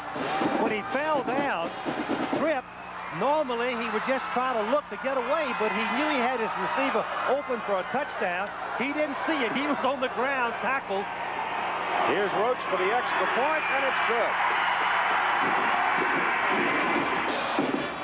Well, the Oklahoma side of the field must think they're gut shot because they thought they had Hilger. He had dropped the ball. Then he was clobbered, and they're looking inside the mouth here. He was obviously quite shaken as he came off the field, but he picks up the ball and then throws it down. Now, watch this. Casillas, number 92, rushing the quarterback. Let's see if... It's over to the right, couldn't see that. Clemens, 93, Clemens put the headgear on the numbers and raised it up into his mouth. But then the juggling act was going on downfield as Hilger threw the ball just about as far as Rusty could throw it. And watch Lewis now hot-finger it. What? As Hilger just drops the ball, it bounces up. Lewis is 6'3", 4.5 speed. Outstanding receiver. You can see he knows what to do after he concentrates. Look, he juggles the ball. I've never seen a pass for a touchdown juggled on both ends, Keith. The quarterback juggles it, and they pick it up and throw it for the touchdown. 67 yards. 77. 77, yeah. And Oklahoma State has gone out in front 14-7. Golly. And from the goal line, here comes Buster Rhymes for the Sooners. And Buster, running hard, comes back out to the 23. Let's look at that play again. Watch Hilger drop the ball. He just drops it. The ball bounces off that artificial turf right up in his hands. He gets knocked down, and you see that he puts the ball right on the money. Now the juggling act begins again.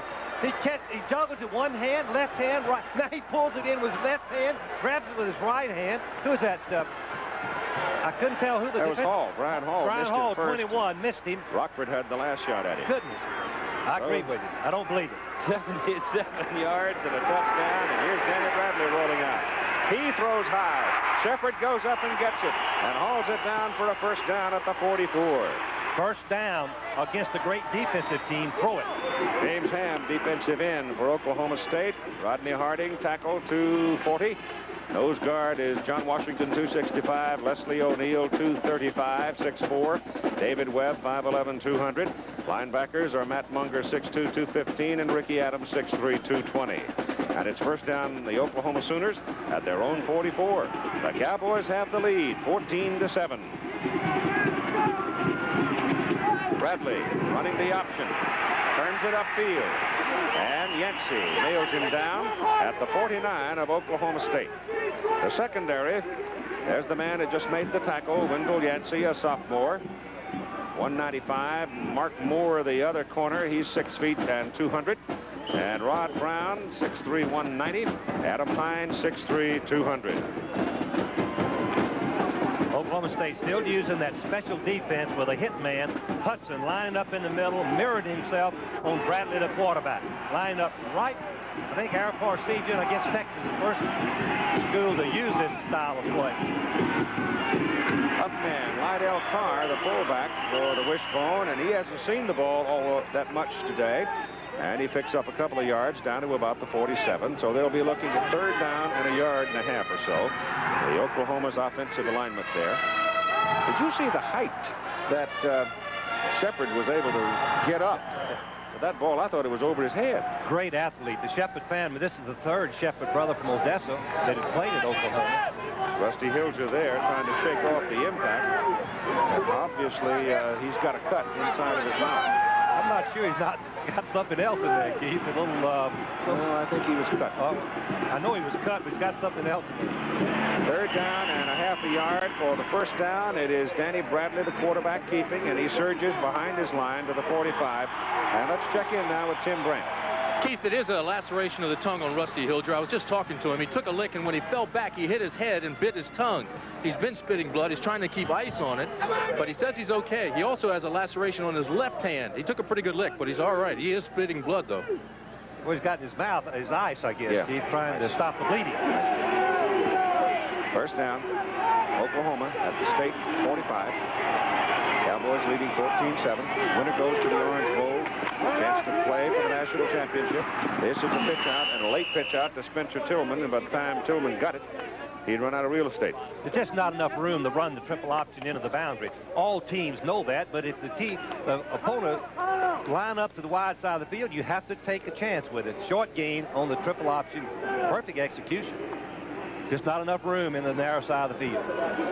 It's second down and a little more than 5. Damon Stell is in the ball game now, number 27 for Oklahoma. Shepard goes to the wide side of the field.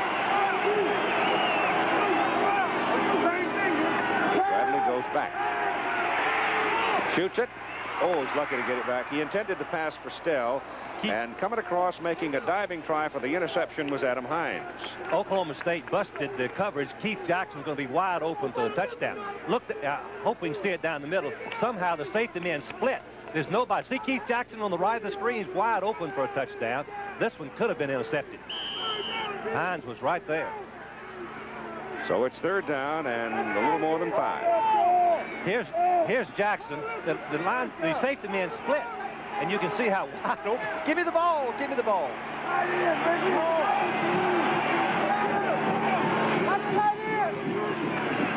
Up man.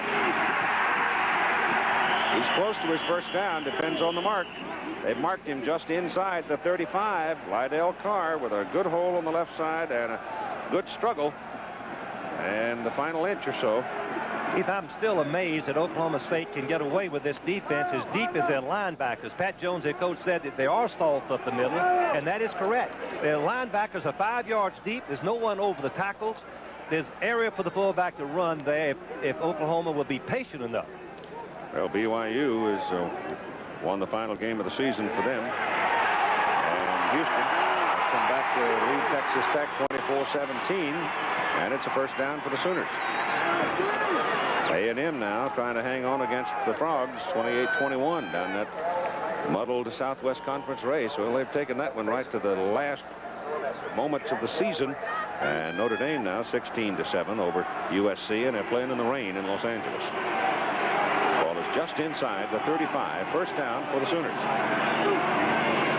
Bradley hands the ball off, and dripping through the middle goes Damon Stell, and he's inside the 30, close to the 29. And it's amazing how many babies are playing for Oklahoma. They've got freshmen all over the place. They've got sophomores all over the place. Stell had only carried the ball 5 times before today, and now he's carried it 3 times for 20 yards. So it's a credit to the Oklahoma coaches that they can still keep the execution on offense with that many rookies. Second down, 5, and it's a short 5.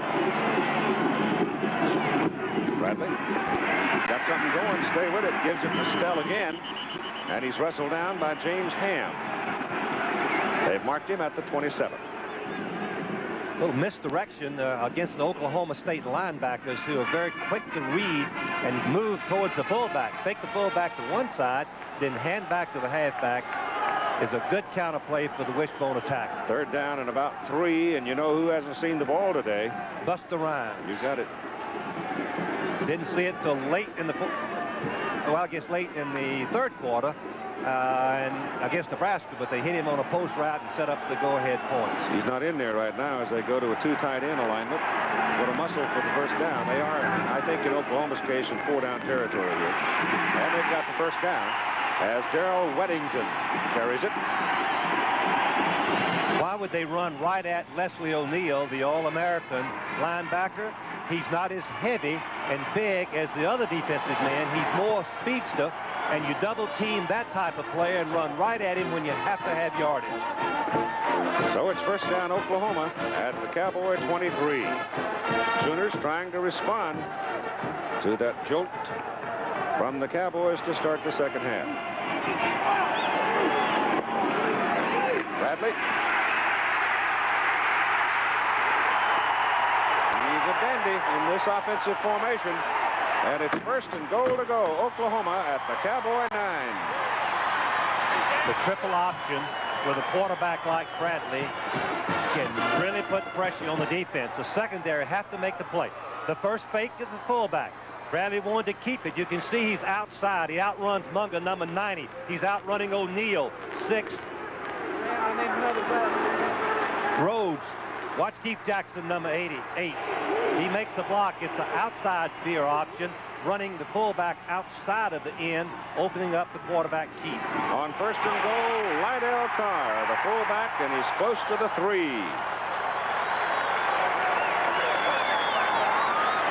Roberts, number 6, came up to the football, but not until after the play was over. Well, Houston has beaten Texas Tech, which means that Arkansas or Houston or Texas, the winner of the SMU-Arkansas game tonight, and here are the standings. will join the others with potential chance to the bowl games. Read your paper. 13th play of this possession for Oklahoma on second down. Line of scrimmage, and that's all for Spencer Tillman. We saw Oklahoma State line up with only 10 players. 11th ran out on the field, and luckily they didn't run to this side where they were short one man. He didn't get out to his position. I don't think Tillman got full traction that time either. Seemed to slip. Well, the last time they were in this situation, they went to the play action pass to the tight end. Randolph is in there now at tight end. Jackson's out. Oh, they got two tight ends. Jackson's in. Randolph and Jackson are the two tight ends. He's open again if they call it. There's no safety man to cover him. Bradley options. Touchdown, Spencer Tillman.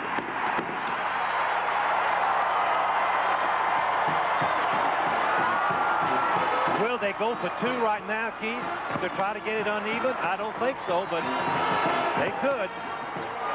Oh, when that thing works, it really works. But the triple option, the fake to the fullback. He doesn't want to leave it there. Carr makes a great block. Now the speed, and at the last minute, Grant is going to lay it out right there to Tillman, and he just walks in. Spencer Tillman. That's 14 plays, 72 yards, 6 minutes and 13 seconds. The second long drive that Oklahoma has made against this Cowboy defense. Lasher for the extra point. Good. 8 minutes and 5 seconds to play, and we're all even again at 14. 8:05 to play in the third quarter. The set of figures on the Oklahoma scoring drive, and it was an impressive march. Much of the yards was gained by Bradley, the quarterback. Lasher kicks it. He kicks it to Riley, and Riley is 4 yards deep in the end zone and will not return it. And so the Cowboys will begin first down at their own 20 in a 14-14 ball game. Rusty Hilger's back out there at quarterback. Senior leadership. Talked with his coach, Fat Jones, yesterday about the young man from Oklahoma City. Rusty has performed his best, Keith, in our big ball games. Arizona State, Tulsa, Nebraska, Missouri. Fortunately, and I think that he'll perform that way tomorrow. That interview, of course, was done yesterday afternoon, shortly after the Cowboys arrived in town. And so far, Rusty has played to his coach's expectations. A couple of remarkable plays. And against a terrific defense. Oklahoma defense is awesome against the run, and they're a little ball against the pass with two new men in the secondary because of an automobile accident with other starters. Rusty's playing right now with a lacerated tongue. That is not comfortable, I'm sure. Pitch goes to Thurman Thomas, trying to go to the outside, and they just don't let you get there. I remember General Neyland used to have one maximum about defense: chase the football and gang tackle. Oklahoma does that to perfection. They've got 2, 3, 4, or 5 red shirts around virtually every play that Oklahoma State has run the football. Well, they've run 14 plays, the Cowboys have. The last 14 running plays, they've gained 3 yards. Well, the reason you want a gang tackle is if the first man misses him, you've got 2 or 3 more there to hit him. And the ball sometimes will come loose. And it comes loose. You're there for the fumble. Second down, 6.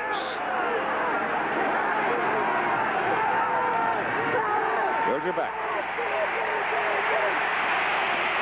Down the middle it goes. Good to Barry Hanna. And the tight end has a first down for the Cowboys up around the 44-yard line. This particular maneuver is a drop roll. Hilger drops back. He gets the Oklahoma defense rushing inside, and then he gets outside. You can see the white shirts. It's kind of like a screen, except the quarterback has got the ball. He buys a lot of time with that and finds Hanna right in the crease for the reception. Barry's now called 3 for 52 yards. Cowboys going first down from their 44. 14-14 ball game. Fumble, and Oklahoma's got it. Donnie Jones, linebacker, covers it, and Hilger and Thomas missed connections on the handoff. I'm not sure who busted the play. Let's see if we can tell. Hilger has the ball.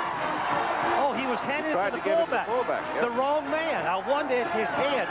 Now, if I was the coach, I would go back and check Rusty and be sure that he still has his senses, you know, after the blow that he had earlier, Keith. He's handing it to the wrong man. Possibility exists. 6:53 to go, third quarter.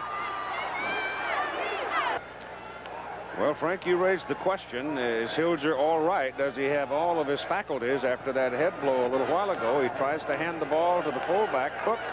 Cook was not expecting it. Looked like the ball and the play was intended for Thurman Thomas. Comes loose, and Oklahoma covers it. First down at the Oklahoma State 45. Jerome Ledbetter is the fullback. Send Tillman in motion. You give it to Ledbetter, and straight ahead dive for about 3. Keith, there's a distinct possibility that Hilger, when his head hit the turf and when he bit his tongue, he could have been kind of knocked woozy a little bit. That happens. He can tell you most of the things. We always asked him what the score was. And if he told us the wrong score and he was good, we corrected him and sent him in the ball game. That's what I'd do with Hilger, I believe. Second down, long 7. Actually, make it 8. Second down from the 43.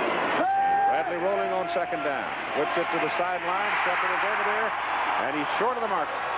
Just short of the mark. Bradley needs to roll out on his passes, on the short passes in particular. A little bootleg fake. Holds the secondary. Once again, we see single cover. Look how much cushion Moore is giving Shepard. Plenty of time to catch it and possibly make yards had he had a little more room. When you have that much room and cushion, you'd like to get the ball to the receiver ideally early enough for him to catch it and give a good move on that single coverage.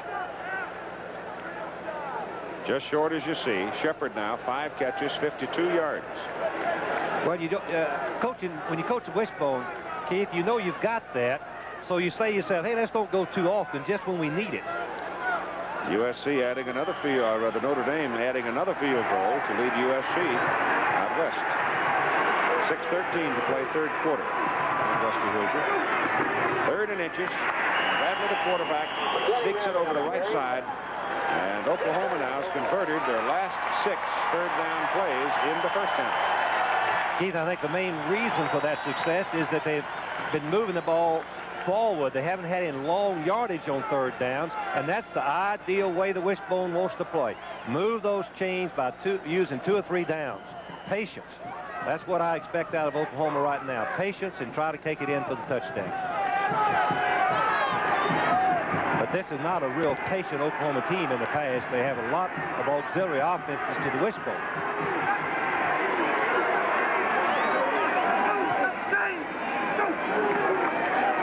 Bradley pops it into the middle, gives it away to the fullback, Ledbetter. And he's down here at the 30. Got about 4.5 on that carry, 4 yards given. When you run the triple option as Oklahoma does, the defense is just as afraid to use any blitzes. We haven't seen Oklahoma State blitz this ball game, which they usually do repeatedly on third down and second and long. But the option play keeps you from doing that. Sometimes you run out the gate if they catch you in a blitz. Buster Rhymes is now wide to the bottom of the picture. Bradley goes the other way with the option. And they turn him over at about the 26-yard line. Mark Moore. And he's hurt. No, he's not. Here's Tim Brett. Keith, I just talked to Rusty Hilger about that laceration on his tongue and about being hit in the head, and he said he did lose consciousness just for a split second. It came back quickly. It had absolutely nothing to do with the fumble or anything that transpired after the hit. He said he had a full, complete control of his senses after that. And how come he handed it to the wrong man? That's what my question would be. Why did you hand it to the fullback on a straight turn and drop back to the That's James Ham, the defensive end, coming off injured for Oklahoma State.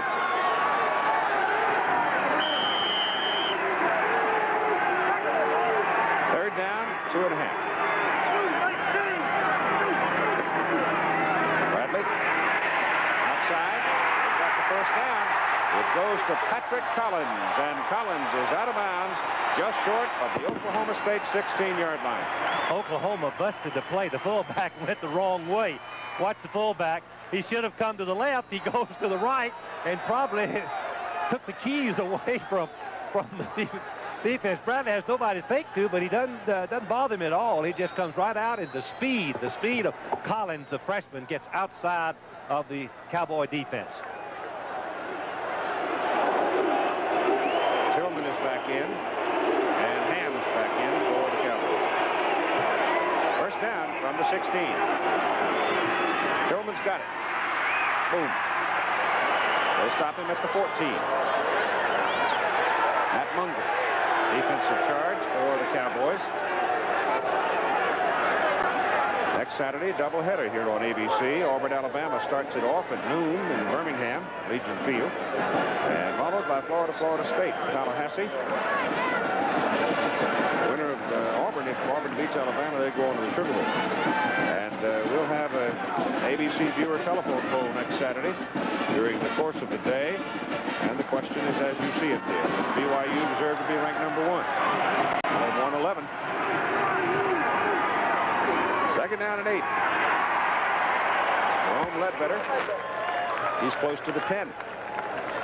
Chuck Thomas, the son of Oklahoma, is an all-conference player, and on critical yardage, it seems like they want to run right at the nose guard, Washington, who usually chooses a side, Keith, the right shoulder, the left shoulder, and gives that fullback on the straight-ahead play a chance to make yardage because the linebackers are 5 yards deep. Is it a good time to move them up? I would think so. And look how close, how deep, what are they, Keith? 4.5, 5 yards. Yep. 3rd and 2. You've got double tight ends. You know they're going to run the ball. Bradley going outside with it. And Darrell Weddington is knocked out of bounds at the 10, short of his first down, and that should bring on the place-kicking unit. Tremendous third down play by the Oklahoma State defense. They had to get a good play, and the defense reacted to the triple option and ran him right out of bounds short of a first down. Lasher's in for a 27-yard field goal try to give the lead back to the Sooners. 14-14 right now with 3:02 to go in the third quarter. He's 9 out of 12 from this neighborhood this season. Kick is away and good. So Tim Lasher at 2:58 to go in the third quarter makes it Oklahoma Sooners 17, Oklahoma State Cowboys 14. Well, now the lights are becoming a factor as the day wears on and we head toward dusk. In this half, Oklahoma has run off 23 plays in this third quarter to only 6 for OSU. 17-14, Sooners lead, and again Lasher has hit the ball deep into the end zone, bounces out, comes out to the 20, and here's Jim Lempe. Quick note from the Division I AA playoffs, Keith. You live by the pinball scoreboard and you die by the pinball scoreboard. Mississippi Valley State, which got so much publicity this year for running up the score against their opponents in the Southwestern Athletic Conference, was beaten today by Louisiana Tech 66-19. Willie Totten, who had such an amazing statistical year, threw 6 interceptions today, and you have to believe that Archie Cooley got a little of his own medicine as the 66 points were a 1AA playoff record. Back to you, Keith. I think you're absolutely right. It's first down and 10 now. Oklahoma State at the 20. Hilger on first down to the sidelines and loops it over the head of the intended receiver and out of bounds. He was trying to get the ball to Malcolm Lewis, and I'm a little surprised he could find Malcolm because he was really covered. Pushed right out of bounds by the double team coverage. Lewis had no chance to get in the secondary at all. Throwing on first down. Here's the Oklahoma defense. Just outstanding. Second in rushing, second in total, and 7th in scoring. That's what championships are made of, that type of defense. Second down 10.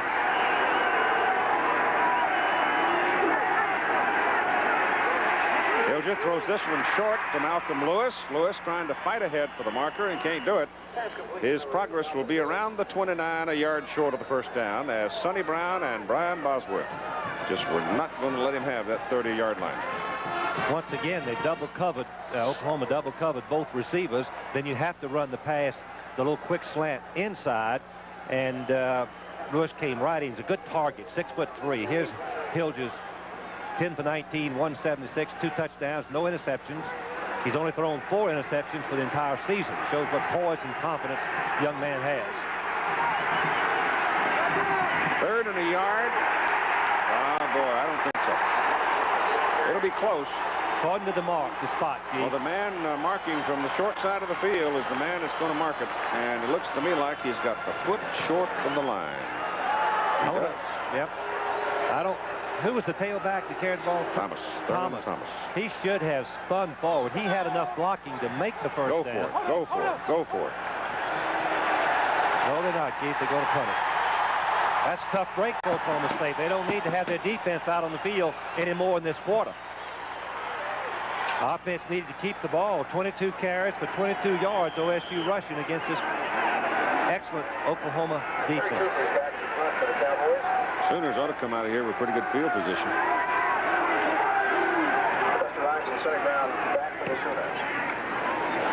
Cooper's kick hanging up there, and a fair catch by Rhymes back at the 33. 37-yard punt. And again, let's go to Jim. All right, the final score from College Station. Texas A&M beat TCU 35-21. One statistical note, Tony Franklin's little brother played for the first time today for A&M and kicked 2 field goals of 45 and 50 yards. And Frank Broyles, maybe you can tell us, what does this mean now about the Bluebonnet Bowl? Do they take TCU or do they take Texas, which also lost today? And who now has the inside track to the Cotton Bowl? It's confusing. Hey, what, Jim? He doesn't know. Yes, I do know. I've talked to the other athletic directors. I'll explain in a minute. First down for Oklahoma at the 33. Bradley. Oh! McElroy was almost picked off. Rod Brown had the thing in his hands, and nothing between him and the goal line but fresh air. Everybody thought Texas was going to the Cotton Bowl. The 4 other teams accepted bowl bids. The lost odds, the Texas athletic director called each athletic director and asked them could they work it out where if Texas wasn't in the Cotton Bowl, the team that went to the Cotton Bowl, Texas would replace them. If Arkansas is in the Cotton Bowl, Texas goes to the Liberty Bowl. If Houston's in the Cotton Bowl, Texas replaces them. If SMU's in the Cotton Bowl, Texas goes to the Aloha Bowl. That's the way it's set up. Last Thursday, Jim. At about 4 o'clock in the afternoon. So that game tonight, then, is a big one. Yes, it is. Arkansas could win and go to the Cotton Bowl tonight. This outside pitch. Big play. Darrell Weddington. First down for the Oklahoma Sooners. Excellent execution. The wishbone is difficult. The outside fake, the guard Pickett is pulling. The fullback, he doesn't want to leave it to the fullback. Bradley keeps it. That's the second option. Now he gets a good block from Tillman downfield on the state. Now he options the quarterback more, pitches the ball back to Weddington, number 30. Big gain. All the way to the Oklahoma State 48. Inside the 48, where it's a first down.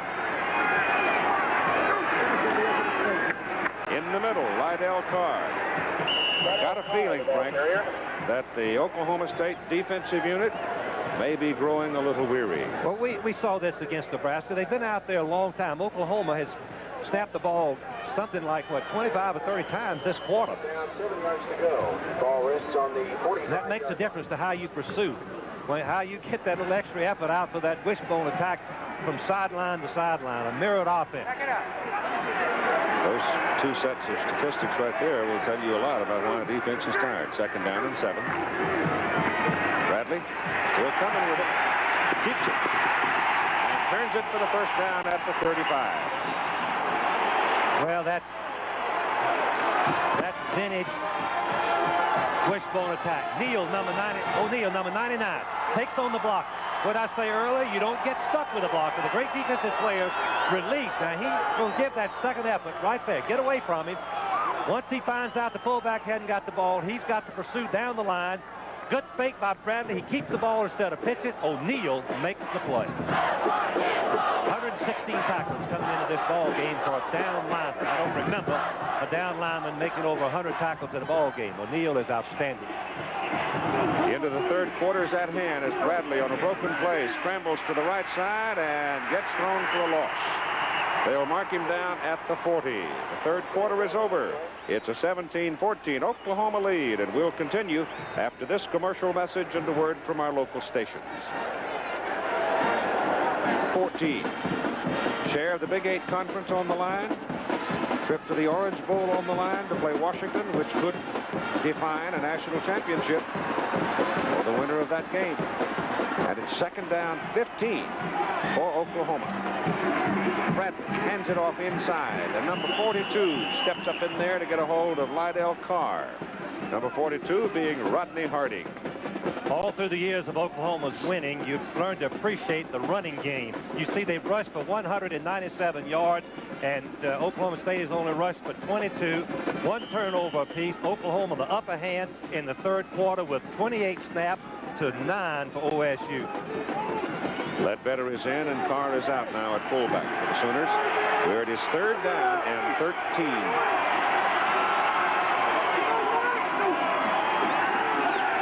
Time they blitz.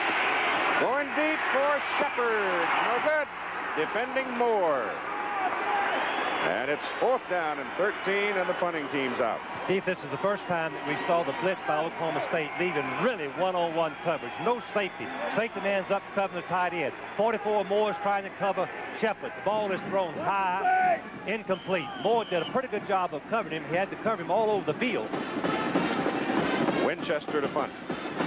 Number 5 on the day. Just starting the fourth quarter, the Sooners leading by 3 points. Pops it up. The Oklahoma State man at signal fair catch tried to come up to get to the ball. Oklahoma's recovered the football, but Keith, there should be a penalty. There should be a penalty on the defense. If they don't call it, the defense cannot get within 2 yards of the... He threw a beanbag back there where the player first contacted the ball. Well, the defensive man was not giving the fair catch man ample opportunity to catch the ball. The rules say 2 yards. 2 yards from the safety man. If I was Pat Jones, I'd call. Well, let's see.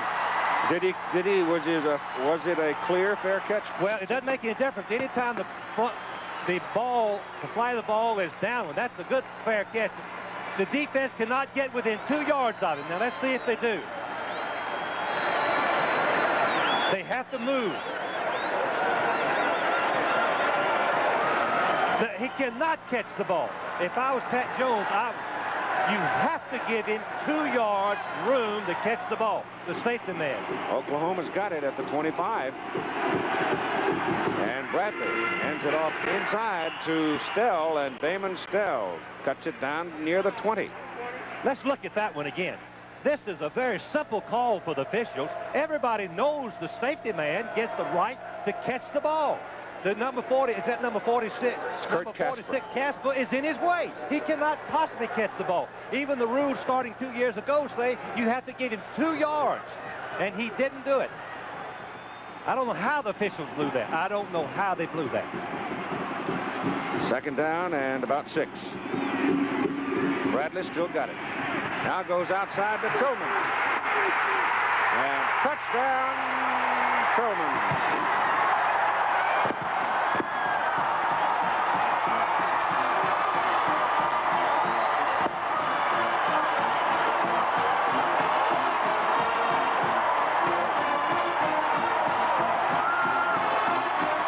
Option. First to the fullback. Don't want to leave it there. Number 91, Thompson, tackles the fullback. Now, Bradley goes to the second man. Yancey takes him. Now the pitch. And the speed, there's no substitute for speed. Luck follows speed. Great execution of the triple option. Kick is up. And the kick is good. Keith, I've got to say, that call by the officials could possibly cause Oklahoma State a chance at a conference championship and a national championship. Never know. There was no real great protest, though, from the sidelines. 10-point lead with 13:22 to play in the football game, and Lasher will kick it off into the wind now. Oklahoma State's got the wind at their back. And this goes to Bobby Riley. Riley pops out of there with it and comes out for the 35. That's about a 33-yard run back. Jim Rockford finally brought him down. Now, let's check in with Tim Brandt to see if we can get some clarity on that last call. Keith, I just talked to the official that made the call, and his statement was he dropped his beanbag where the ball was fumbled. He said then he moved the ball back to that spot, and that it was definitely a fumble. I said, well, did he give him access to the ball? Did he have the 2 yards to make the catch? He said in his opinion he did. It was a fumble, clear cut. He made his decision, and that was it. Oh, I've been in this game 37 years, and I've never seen a cop-out any worse than that. Because he threw the beanbag way back there, Yeah, back on the 11. and the ball was way up 10 yards in front of him. No wonder he was confused. Out on the 35, it's a first down. Cowboys are down by 10, and Hilger now goes to the pass, swings it out. Charles Crawford. And Crawford is cut down by Tony Rayburn. Crawford is shaken up on the play. Took a lick on the knee. Tony Rayburn, the strong safety, is substituting for the great Keith Stanberry. Made a tremendous play. Dropped back, covered the deep man, and came up and made the tackle. Good shoulder tackle right into the leg. When you throw the ball behind the line of scrimmage, the defense do not cover you behind the line. They have to spot you something, so the man's open behind the line. But a good defensive team then reacts up on the ball once it's thrown. And here's Rayburn, number 35, tackling Crawford for just a short gain. And Crawford is still down. The damage is to the right knee with 12:59 to play in the football game. Crawford has been helped to the sidelines.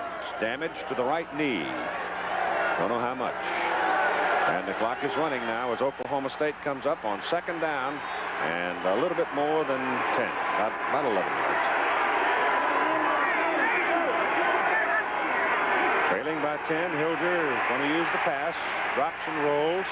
Now gets his pass away, and it is incomplete. And again, great coverage by the Oklahoma secondary. Let's look at this. The safety man is signaling for a fair catch. Now, on the punt. Yeah. Now the referee throws the beanbag way back to our right, which means he thought he'd already caught the ball. He got so confused. But the penalty occurs because the defensive man, number 46, Casper, does not give the safety man 2 yards, ample room to catch the ball. The beanbag is way to the right. He's supposed to drop the beanbag when the receiving team first touches the ball. I thought it was a bad call. Bad call. He was confused as he could possibly be. No call. Third down and 11. Touchdown. Intercepted. He underthrew him. He had Malcolm Lewis wide open, underthrows him, and it's intercepted by Ricky Dixon. Ricky Dixon, number 29, is another one of those players that is substituting for the injured Sooner halfbacks. A bootleg type of pass. But look downfield and see how wide open Lewis is. Lewis is open for the touchdown, and Hilger doesn't even throw it to him. Watch Hilger throw the ball inside. Why would you throw the ball there when Lewis is way over on the boundary? I still question whether or not Hilger is not still a little bit woozy from the hitting his head on the turf after that touchdown pass. Back early in the third quarter. Early in the third quarter on the 77 touchdown yard. All right, Oklahoma on its second turnover now sets up from its own 34, first down, and bouncing outside with the ball is Lydell Carr and moves up past the 37. Looking at scores now of games having been played today, BYU, number 1 team in the country, continues undefeated with a 38-13 win, winning another Western Athletic Conference championship this year. Baylor has defeated Texas 24-10 in that puzzle down in the Southwest Conference over the respective bowl assignments. And South Carolina came back to edge Clemson 22-21 in Death Valley. Second down and 6. Bradley keeping the ball, turning it, and goes to the outside man. The ball is dropped by Spencer Tillman out of bounds. The delayed pitches by Bradley on the triple option, really beautiful. Experienced quarterbacks can run with the ball, turn down the field, and then pitch right off of the halfback. That is really devastating to any defense. Pittsburgh clobbered Penn State today, and Maryland won the ACC championship, beating Virginia by 11, and Virginia's about to make its first bowl appearance ever. Bill Dudley got to be busting his buttons. Well, let's give credit to George Wells. When he took the job at Virginia away from Navy, leaving Navy, we all wondered why he did that. Well, he knew something that some of us didn't know. Third down and long 4 now for the Sooners as Bradley drops. Goes deep sideline pattern. Is out of bounds or did he catch it? Well, they're giving him the catch. Keith Jackson making the catch right on the boundary. An excellent throw by Bradley. Once again, a fake in the backfield to try to hold the linebackers. Jackson is just running a fly pattern right towards the boundary. Let's see, he has to have possession of the ball with 1 foot in bounds. Well, I can't call it. There's an official right there. I can't call it. Well, he doesn't even catch the ball. See the ball roll out? He doesn't even have it. See the ball? He never did have possession of it. Official was blocked out. Ball is just inside the 40 on first down. They give it to the inside man's Tillman. And Tillman running hard. Doesn't look like that hamstring's bothering. He's gaining confidence, Keith. He's been struggling all year with that leg muscle. And now he's gaining that confidence, and he is running much better than he has all fall.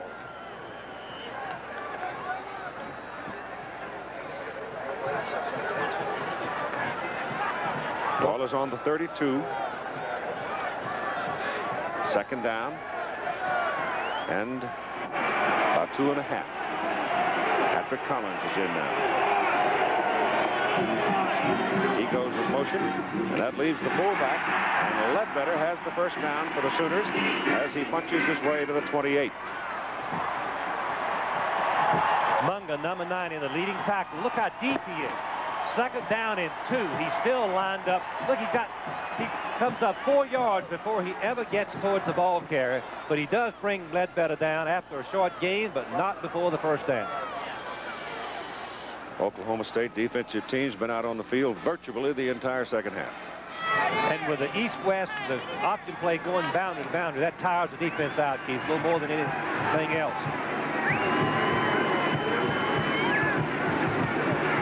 And Tillman is tripped. And again, I think he tripped over his own man. 23 carries now for even 100 yards for Spencer Tillman. Our NFL football presentation numbers 2 this coming week. The New York Jets at Miami. And, of course, the Dolphins have already clinched the American Conference Eastern Division, while the Jets are sitting in there with a 6-6 record and still alive for a wild card thing. New England, of course, will be watching that one. And we also have a Thursday night presentation, Washington at Minnesota. Here goes Danny Bradley. He turns around and runs right back into Leslie O'Neal. And when you run into Leslie O'Neal, ladies and gentlemen, you stop. We've talked about the great football players that just have second effort. They're going to get blocked. 2 of them going to block him right there. The tight end Jackson and the left tackle Burks. But now watch what happens after this. You wouldn't think that 99 Leslie O'Neal would still be in the play, but watch what happens. That's perseverance. Get after him, Leslie. Right there. He's coming back to you. Right on the tackle. Another one. Just like rabbit hunting. 9:29 to play in the football game. 24-14. Give you this information, and it'll pretty well define things for you. Oklahoma has run the ball 62 times for 245 yards. Oklahoma State 23 times for 21 yards. And Oklahoma's looking at 3rd down and 10 now at the Cowboy 27-yard line. Leading 24-14. Bradley slipped down. Blitz was on, Keith. Blitz was on, and Danny trying to set himself and cut away from it. Could not get away from Leslie O'Neal, and down he goes. The blitz was on. The linebackers are blitzing. Bradley slips as he sets up very deep in the pocket. O'Neal is right there for the sack and taking Oklahoma right out of the field goal range. Winchester is in. Riley goes back for Oklahoma State. 8:59 and counting to play in the game. Winchester pops it straight up. Don't get much out of that. Well, let's see what happens. Yep. When it takes an Oklahoma State bounce and then is slapped all the way back upfield by one of the Sooners, but it'll be marked down for Oklahoma State up around the 29-yard line, so it's going to be a 9-yard punt. College scoreboard follows us. Jim will have a rundown on the day. We've got 8 minutes and 43 seconds to play now in the ball game, and the Cowboys have the ball. Pretty good field position, and they trail by 10 points. I think the question is, what's happened to the Oklahoma State running game? Well, the Oklahoma State running game is out of the eye, Keith. You and I have talked about it all fall. The tailback is 7 yards deep. You have to sustain your blocks and turn those defensive men, and Oklahoma's just too good for them. Yep. They're too good for the Oklahoma State offensive line. Slow developing offense is not something you can hurt Oklahoma with. Mark it on the 28 for Rusty Hilger. Goes deep with it and overthrows Malcolm Lewis. Lewis was out here with Rayburn and Rockwood coming across to help and seemed to get hung up for just a moment. Here's the reason. Most of the time in college, the team that rushes makes the exemption to Brigham Young. Most of the team that rush for the most yardage win the college football games. Oklahoma State has 21 yards rushing, where 5 Oklahoma backs have gained more than 21 yards. That tells a story. That's a telling statistic. Second down and 10. Looked like he checked off. Short drop, quick pass, Lewis. And he's high-low just beyond the 35, near the 36. They'll need 2 more. Brian Hall, the first man to get there on Lewis. Keith, we go back to the third quarter when Oklahoma State had 3rd down and about a half a yard and did not make the first down. And then Oklahoma has had the ball most of the time since then. Oklahoma's 40 plays to 13. In this half. 13 plays this half tells you just how effective 2 things, both the Oklahoma defense and the Oklahoma offense keeping the ball. Combination of the 2, winning edge. 3rd and 2. Little short over the middle, and the pass is good to the tight end Hanna for a first down at the 40, and Hilger showed good poise that time because Bosworth was climbing all over him. When the coaches talk about Brian Bosworth, the linebacker, they have glowing praise for him, just a freshman, but plays like a senior. Leading tackler. Here's the pressure. Here's 44, Bosworth. 92, Casillas, both of them right on top of Hilger. As Keith said, he made a great play to complete the pass. 7:42 to play in the ball game. First down at the 40. Runs away from the pressure, gets it off deep. Throwing it for Malcolm Lewis again, and he misses him by a good 15 yards. One thing that Oklahoma is doing as effective as anybody we've seen all year is disrupting the pass route.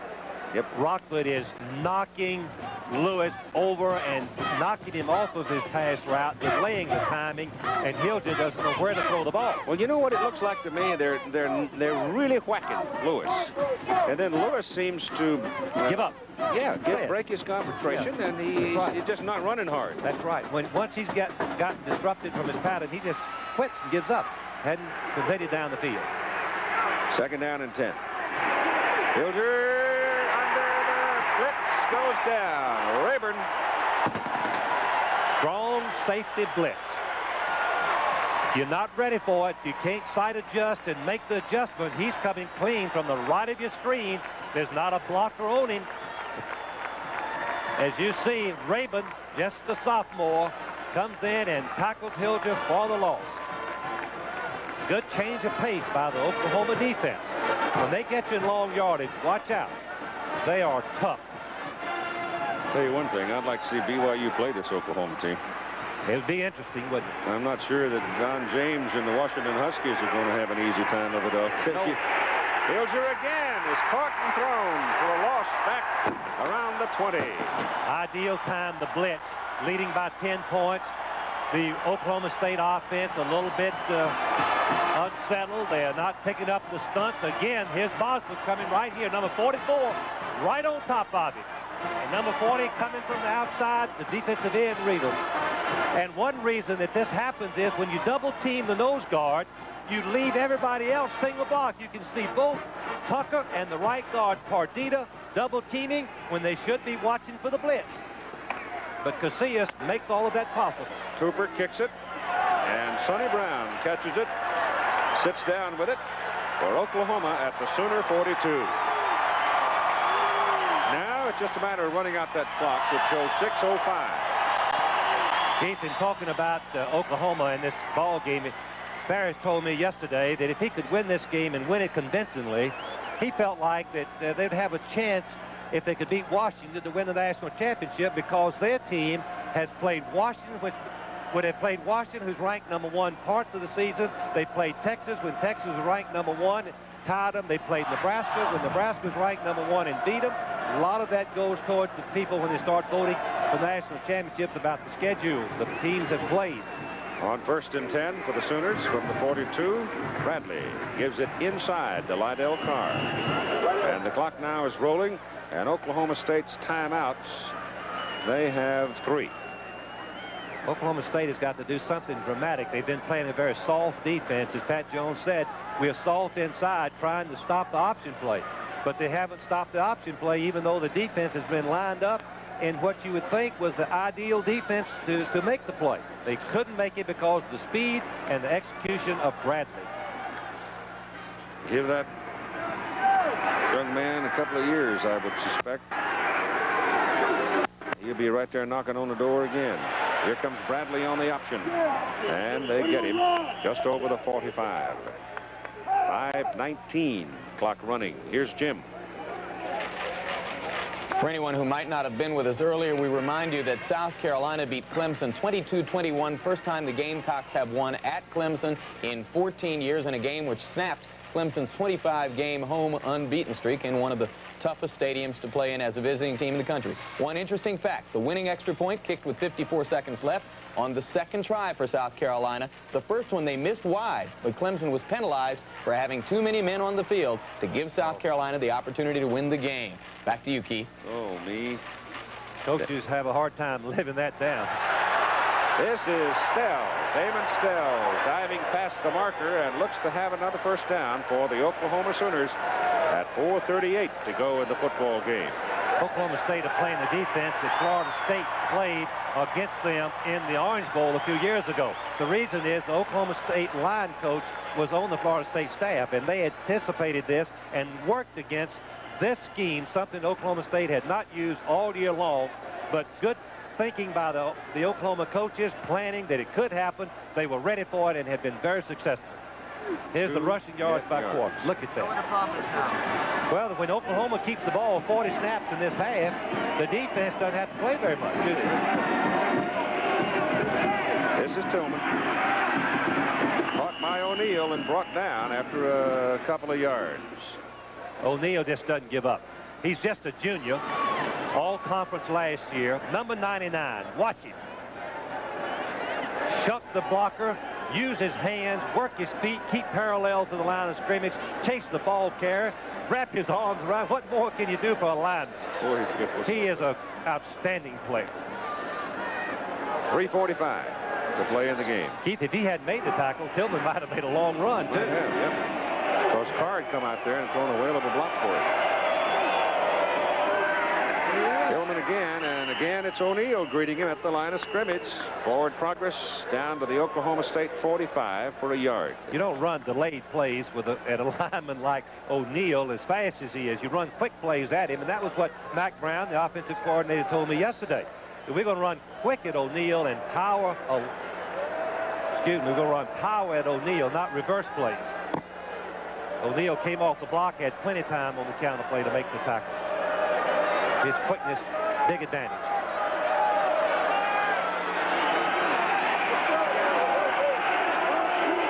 Third down, long 7. They go with the ground game, give it to Stell, and Stell is wrestled down by the pack at the 43, and that brings Winchester back out to punt.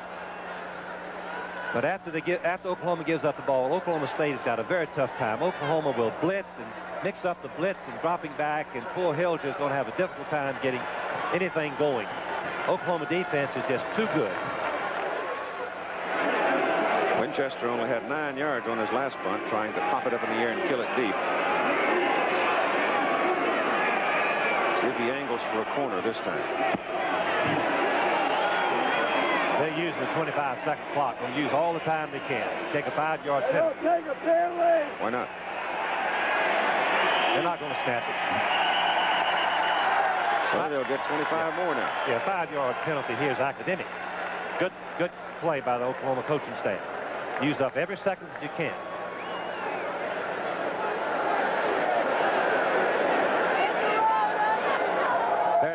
Game on the offense. Keith, going back to the Cotton Bowl, it is confusing. The game with SMU and Arkansas, both have lost 2 games. The winner of that ball game will have a good chance to go to, if it's Arkansas, will have a good chance to go to the Cotton Bowl. If it's SMU, SMU's only chance to go would be Texas and Houston lose next week. I'm not going to mess with that. There's 3 or 4 more options, but I'm not going to say it. Got 10 men up there. They're going after it. Go get it! Go get it! Just gets it out. Yancey, for the 3rd time in the game, almost got to the ball. And this time, Riley gets a little daylight and makes the catch. The fair catch up at the 19. 29-yard punt. 2:02 to play in the game. And a doubleheader coming up next Saturday. Auburn and Alabama at noon Eastern, followed by Florida State at 3:30 Eastern time. And we'll have a number posted for you next week where you can cast your own ballot on national championship, based, of course, on the argument that's going on now as the fact whether or not BYU, if they win in the Holiday Bowl, and if they win in the Holiday Bowl, I'll tell you, the voters in the polls are really going to have to sit down and chew their pencils. I'm just old-fashioned enough, Frank, to think that somebody wins them all. You got to That's my thinking. You can't fault them for who they have to play. That's not their fault. That's right. 2:02 to play in the football game, and Oklahoma calls timeout. 5006 at Owen Field on the campus of the University of Oklahoma. And the Cowboys now with 2:02 to play in the ball game, trailing by 10 points, come up first down at their own 19.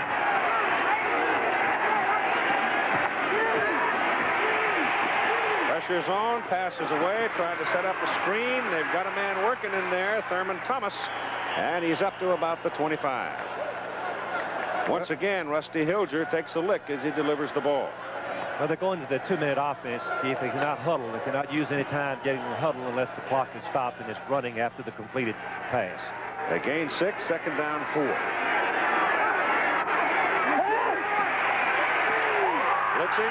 Blitzing, and they've got him back at the 20. Richard Reed brought him down. Keith, just thinking 2 things. First is, have you seen a better defensive team than Oklahoma has shown us the last 2 weeks? Nope. The goal line stands. Talking to Barry yesterday, 2 goal line stands, sensational goal line stands, make the difference in this Oklahoma football team. Hilger's pass is away to Hanna, the tight end, and Hanna dives for the marker, and he's close. Well, how about Texas? That wasn't too tacky either, was it? That's right. The goal line stand with Texas starting on the 2-yard line. 1st and 2, and failed to score. Nebraska starting on the 2-yard line. 1st and 2, failed to score. 4th down and 1. 4th down, they pitch it wide. Ball goes to Sean Jones in for the first time today. They go wide, trying to catch Oklahoma in a blitz. And Jones loses yardage on 4th down. And the Sooners are now cooking with 45 seconds to play. Keith, I've got to still say that Pat Jones has done a marvelous job of coaching. A 9-2 record ain't too shabby. And coming in June, doing the job that he did, picking up the loose ends after Jimmy Johnson left and getting things organized, keeping it organized. Won as many games in his first year as a head coach as any Oklahoma State team has ever won.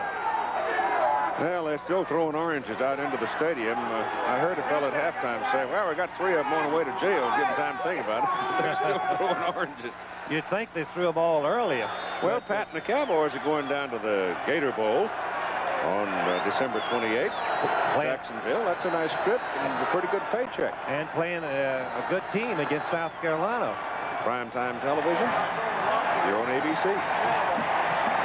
And Oklahoma is going to be going on to Miami again with a chance at that big title against the Washington Huskies, who finished their season 10-1. Of course, the big question we'll be asking the fans next week about Brigham Young. And Brigham Young will be playing Michigan 11 days before New Year's Day. Washington defensive crowd's not too bad either. No, that'd be some defensive struggle there. Bradley puts his knee down. That gets the clock rolling at 40. He should come back and run around a little while before he put his knee down. Well, he doesn't want to hurt his statistics. 70 carries in the ball game on the ground for Oklahoma. 248 yards for Oklahoma State, -4 yards. The central figure in that offense is Bradley. They had Oklahoma positioned themselves where Bradley was the key, indirectly or directly, on virtually every play. Give him a chance to make the big play with his speed. The last snap of the ball game coming right here.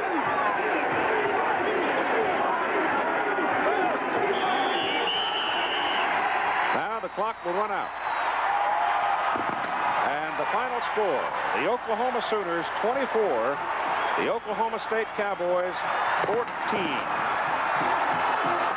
Before a crowd of 75,006, the Oklahoma Sooners were on their way to the Orange Bowl to play Washington. The Oklahoma State Cowboys on their way to the Gator Bowl December 28th. And they will play the South Carolina Gamecocks.